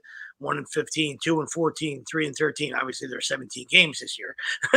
You get the gist of what I'm saying. You know what I mean? Like, understand, like, you got to look for that next guy, that next piece, right? This is bigger than fucking sunshine. Right? If you want to get it right. Yep. It's what you're going to put around them. Mm-hmm. But yeah, it wasn't drafting Lawrence and Etienne and then saying, hey, we're winning 10 games. You know what I mean? A lot more goes into that. A couple of years worth goes into that, right? Yeah. To say, okay, we're here. Usually year 3, but year 2, you'll make a jump. Year 2, you'll be way more competitive. That's how it's supposed to work. Or maybe year 2, you make the playoffs if you take a big enough jump. But year 3 is the year like, okay, where are you at? You guys here? So what is your plan, bro? Like, obviously, year 2, you want to make the playoffs. That's your goal every year. But year 2, you have a little bit more. You feel better about it, right? But with all this shit coming out, who are you getting to come there? So you better hit in the draft.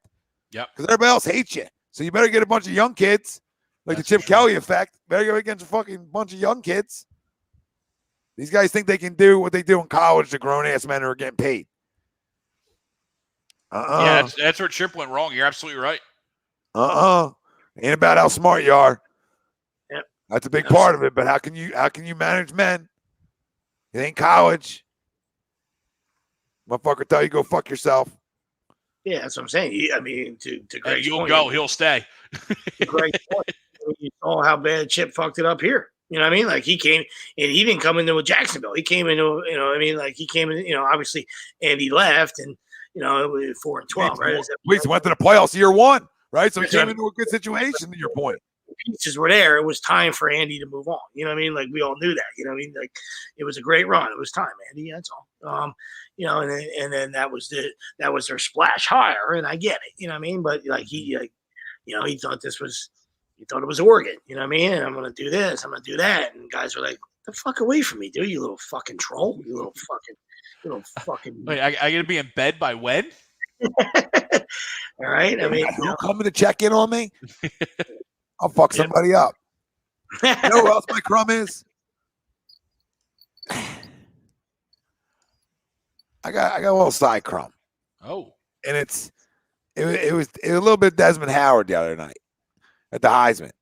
Like, we breaking balls for it about Michigan beating Ohio State when you have an Ohio State guy up there. You know what I mean? We'll be breaking balls at the Heisman for it there. Like, I mean, I don't care. I'm all about it, right? Like, I'm all about ball bust, but like in that moment, like live TV, all guys are there because they're considered the best four in the country, and you're breaking balls and you beat that quarterback. Like, first time in place. First time in 16 years. You might want to keep the jokes in your whole. You know what I mean? Yeah, let the kid have his moment, right? Yeah, I don't love that. I don't love that. Like, you piled on it. Like, Aiden just said, like, hey, it just felt good to win that game. That's why I came back for it, right? And that's okay. That's the kid saying it, right? But Desmond comes in like a fucking hero. Desmond comes in like a hero, like yeah, he just piled on it, and there was no need for it. I don't know. I was going to say, great point by you. And I'm just going to add to that about reading the room. Because on Hutchinson, when Hutch said it, CJ didn't even was no smile, no laugh, no nothing. So read the room. He obviously wasn't in on it. You know what I mean? And he obviously respects Hutchinson. Guy chased him around and probably beat him up that day. You know what I mean? But he wasn't laughing at his joke. You know what I mean? Like, you know what I mean? Like, I like the competitiveness of CJ. You know what I mean? Like, I love it. Guys all dressed up for the Heisman. You got jokes? Okay, I got no time for it.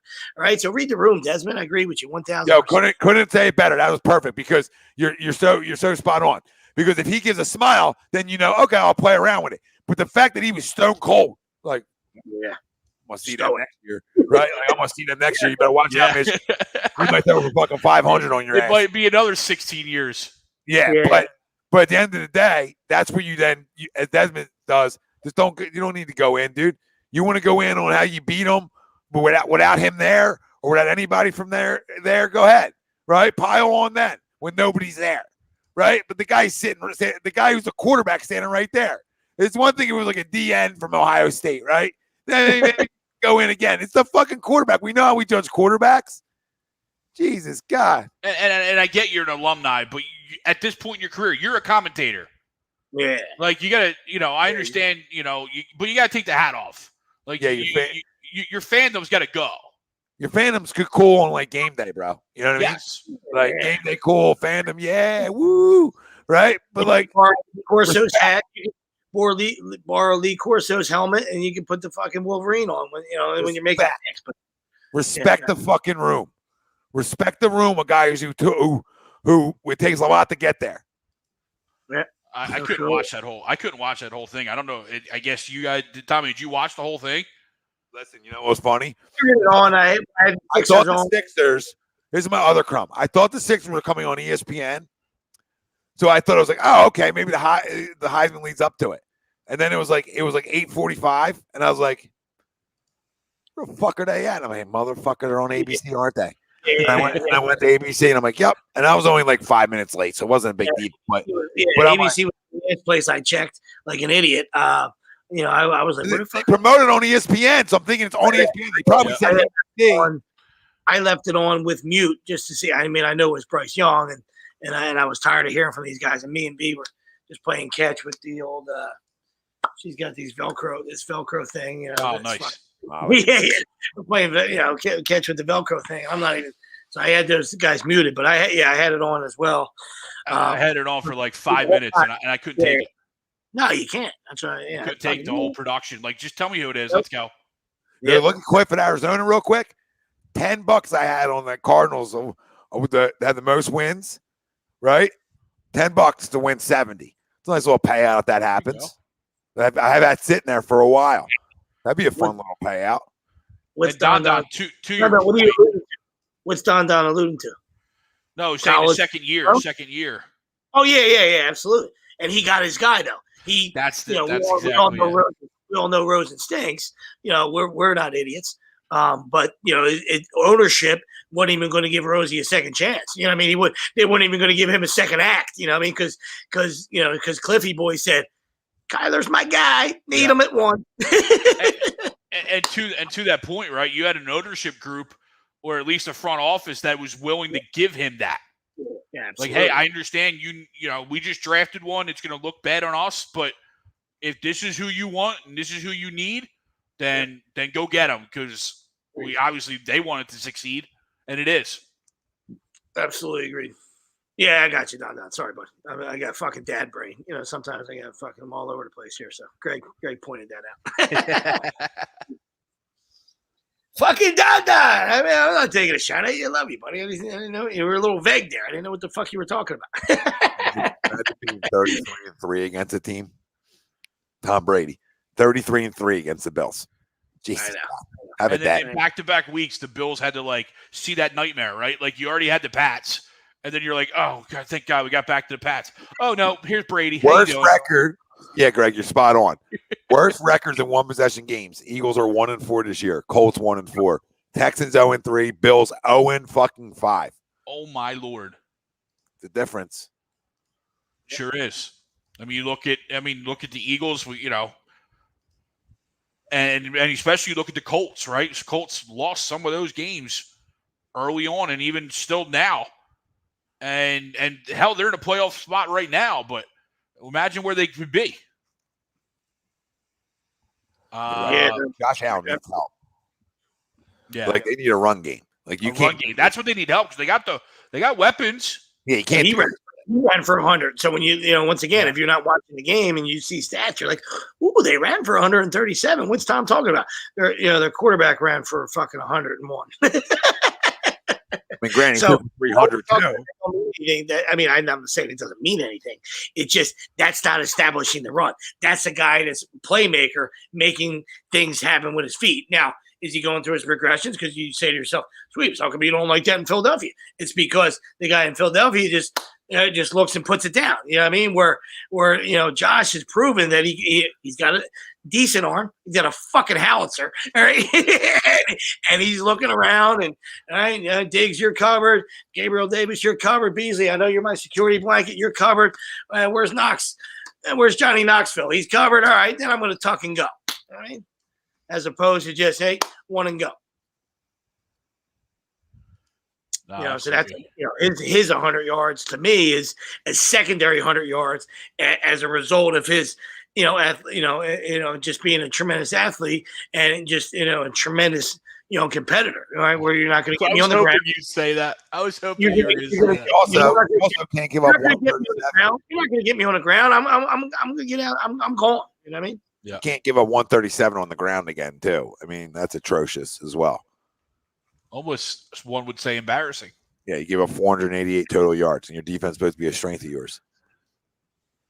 No, I agree with you. I mean, if that's where we're going now, I got a 3-headed monster. I would Greg can go because I don't want to steal anybody's. You know what I mean? But I got 3 guys. I'm gonna give it out to the 3 different people. You know what I mean? And Tommy spoke on it a little bit earlier, so we'll just elaborate on that and go right down the line. You know what I mean? So, for me, absolutely, Micah Hyde.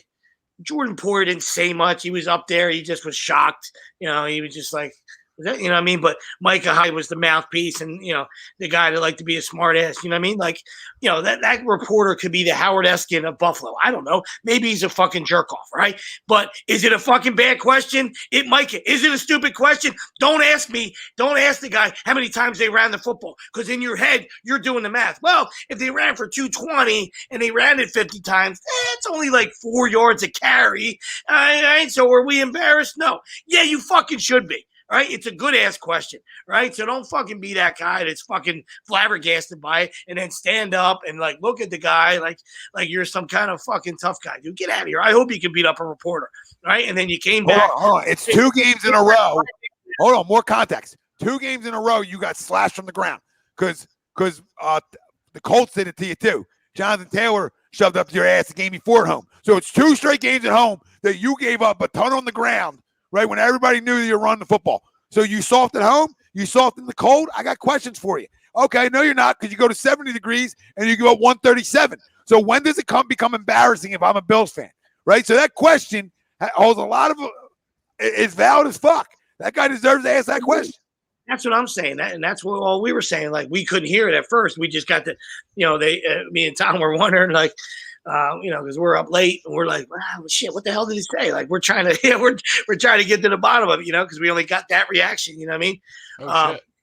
And he did go down, but I did not see that. But we were trying to figure out, how that all started. And then when I text Tom, like, oh, the guy, that's what they finally showed us the whole clip, and I'm like, that's a good question, all right? Because once again, that's a tremendous word by that reporter, because you knew what they're going to do. There was 50-mile-an-hour winds. They're fucking raining off the fucking Lake Erie, and you still couldn't stop them. So and they threw the ball like 3 times all game. So that's why it's fucking embarrassing. They threw the ball 3 times, you fucking asshole. That's why the word embarrassing. I would so much respect for you if you said, it's not that you're throwing your teammates under the bus. You're the guy that's standing there in front of the goddamn microphone. But if you would have said, absolutely, fucking absolutely, and we got a big game in 5 days, and they run the fucking football, and Leonard Fournette's a fucking beast, and we got to fucking be better. All right, we're going to find ourselves at home not fucking in the playoffs. And what a fucking disgrace it was after the start we had. And then everybody would be like, yes, sir. Right? Instead of, once again, here we go. Deflection gate. It's that guy's fault because he never played, and he's a dry jock. And how dare him ask me? That's a clown question. Right? Little shot at your MVP. That's a clown question. Right? But instead of just fucking owning it, right? And it's not a clown question. Right? You got embarrassed on Monday Night Football in the elements when you knew they were going to run. And for the 2nd week in a row. So it's not like there's not like context to like, hey, we got a problem here? Hey, Houston, we got a problem? Because, it seems like you guys don't want to stop the run at all. So is it getting embarrassing? And especially, like you said, now you're coming into a game after you got gashed in the run game against Indy, right? Now you come into another game where the whole country knows what's happening, all right? Whole country knows what's going to happen. We all know at home what's happening, and you guys can't stop it. So why can't you just sit there and say, yeah, it's embarrassing. We got to get back to fucking work. It's simple as that. You don't got to be a hero. We know you're upset, and we get it. But it's also I'm not Mr. Reporter either, because I tell you all the time I don't give a fuck about access. All right, but at the end of the day, they got to do a job to ask questions, and I want good questions asked, because as a fan, they're in there for the fan. So when they ask a question, we're all paying your bills. You say, hey, I'm not happy about it. We know you're not happy, but just say that to them. So now they got a better clip. Now you got a pussy clip going in your locker room. Everybody hears you, all pissy. Be a fucking man. Yep, the rest of these guys are worried about fucking pull quotes, and and interviews. And we've always said, and you said that 100%. You started this, and if you said if I ever get fucking access, they're gonna fucking hate me. And I've said it all the time. Like I've been watching sports. Like I would not be allowed in any locker room. All right, but I don't give a shit. I don't need your fucking quote. I don't need you for me to write a fucking article. I got eyeballs. All right, my eyeballs are gonna tell the story that I just watched. I don't need a fucking quote. I don't need you. Right. But if you want to respect me and you want to talk to me, absolutely. But if you don't, I'm going to keep it real. All right. And when you open up the fucking paper, which is non existent anymore, but if you open up the fucking paper, right, then you'll be able to say, hey, listen, this guy is an objective reporter. Right. He's not a guy that's just worried about being buddies with the team and getting access and getting all this fucking bullshit, dude. And then to me, that's a fraudulent reporter. Right. So that guy might be a jerk off. I don't know anything about the guy who did it or who said it. Right. But the question was valid. The question was fantastic, and it should have been answered properly instead of the way it was handled. Yeah. Like, yep. It's like, listen, it's like, hey, I got respect for you as a player. But my job is, and my job is to ask the questions that people want asked, and the questions that make our common sense. Like, yep. I guess he could have phrased it like, how do you feel about getting torched on the run game? Like, I mean, how many ways you want to phrase getting bent over? Like, how many times? So like, it's a spot on question. Yeah, and Ted's right too. You know what I mean? Like, if you would, if they figure that out at the end of the game, right there, it doesn't go to overtime, and you get a W too. You know what I mean? So, there's a lot of. That's why Tom went with them as a fumble. You know what I mean? This is a train that's falling off the tracks. You know what I mean? In all facets. You know what I mean? But it starts with the defense that was supposed to be fantastic coming in. Yeah. All right. Paul McDermott's a defensive guy, and that's what they built it around. You know what I mean? So, and I know we love Josh Allen is special. You know what I mean? So, but if you looked at Buffalo, in the beginning of the year, you're like, hey, we know he's special. But to me, that's a defensive team. All right, that's a previous white out kills them. Obviously, I get that, but that it's the effort, right? It's the effort. When you talk about the run game, it's the effort. Yep. Right? If you're talking about passing game, I get you. Right? That's a big loss. Probably top 3 corner in football. But the run game, you still got to come to play. Greg, what's yours? Well, sweep's not done. Yeah. Oh, I didn't want to. All them guys. My bad. No, real quick. The second one's Chase Claypool. Awful. Absolute disgrace. Early in the week or last week, you talked about, once again, this guy's been there. They've only had 3 head coaches, but you want to have the balls to talk about that. We need to be a little more fun at practice. We need to have a funner environment. We need to get some radio playing. We need to do all this bullshit. Right. And then at the end of the game, you get a first down, no timeouts, and you're fucking flexing. Right. And then, you cost your team seconds, and maybe they get another play with a chance fighting for their playoff lives instead of one chance where what an absolute dime Ben threw. And we know the corpse of Ben Roethlisberger is on his way out. But a tremendous job in the second half and a tremendous throw right there at the end to give his team a chance to win, right? But you might have had another play or two had Chase Claypool not celebrated like a fucking jerk off because everything wants to be fun to him. Everything's about him, right? And he's fucking immature. Right, and it's fucking bullshit, and it's just fucking disgusting to watch. Facts. Right? Facts. And the last guy is like is just the whole conglomerate of Mike Greeny and the media and people that fall on that side of the Kenny Pickett fakes fake slide. Get the fuck out of here. Grow the fuck up. All right. I know it's 2021 and everybody wants everything spoon fed. And how are defenders supposed to defend it? Well, fucking tackle the fucking guy. All right. So if you get a penalty, you get a penalty. It's not like he went completely down. He drug his back foot. It was fucking genius. Right. Fool me. Hey, you got fooled. Right. Instead, the NC double assholes come out, all right, 48 hours later and make a fucking rule about it. And everybody wants to talk about it's Bush League. Get the fuck out of here, bro. I'll be the first one to tell you when shit's Bush League. Right. You want to fucking steal bases up 10. All right. Then you're going to meet me. We're going to have a problem. I'm going to earhole one of your guys and we're going to fucking meet. I mean, two head coaches. We're going to have a discussion. Right. You want to throw the ball fucking up 60. Right? You know what I mean? Like, then we'll have a problem. That's fucking Bush League. This guy fucking went 50 yards on a fucking scramble, all right, and fucking thought of something, improvised in the fucking moment, and you want to fucking penalize him for it, and you want to fucking, call it Bush League. Grow the fuck up, dude. I'm fucking tired of fucking these adults and everybody from their fucking ivory towers that want to fucking just, they got a fucking keyboard or they got a microphone or they got a fucking monitor in front of them and they want everybody to fucking think, want everybody to know how smart they are and that their opinion matters. Fuck you and your opinion. Keep it to yourself. I'm done. And I'm out. But I'm really not out. Greg? All right. I'll keep my opinion to myself then on that one. No, mine's gonna land because I don't want to crumb a kid, right? So I don't really want to crumb James Franklin once again because I really like the Manny Diaz hire, but I'll kind of pseudo crumb James Franklin for allowing Sean Clifford to come back. That's 6 years. That's enough. That's going to set the program back, right? I saw more from the backup a couple weeks ago. That he should have started the last 2 games than Sean Clifford. And I get it. As I said, I don't want to kill the kid. Apparently his brother's coming in. He wants to play with his brother, and that's all fine and good. But you have the number 1 rated quarterback coming in. And if you have Clifford here, it doesn't matter how good that kid is. He's not going to start, right? So you're going to put the program back. That kid's going to transfer because that's what these kids do nowadays. But my main crumb, again, and I touched on the fumble segment, is Matt Rule. Matt Rule, you can't make that decision the way you did it, the timing you did it, and then come out and lose to the Falcons, the next week.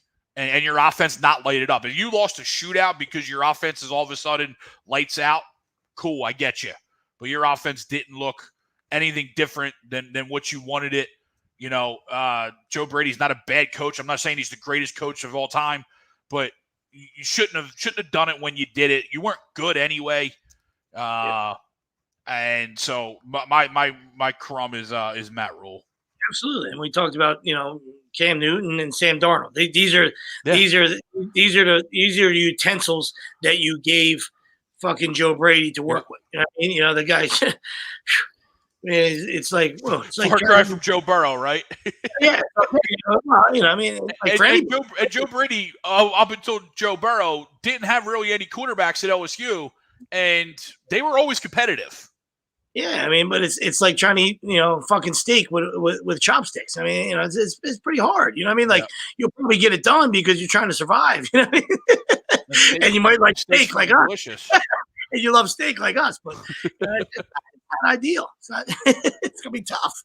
It can be tough to win when you're given those pieces. Yeah, absolutely. All right, boy. Great work. 321. Look at us. Look at us. Epicness. We love you all. Thanks for listening tonight. All right. And make sure you hit the like and damn subscribe. And we're getting out of here. Later. See you, boys.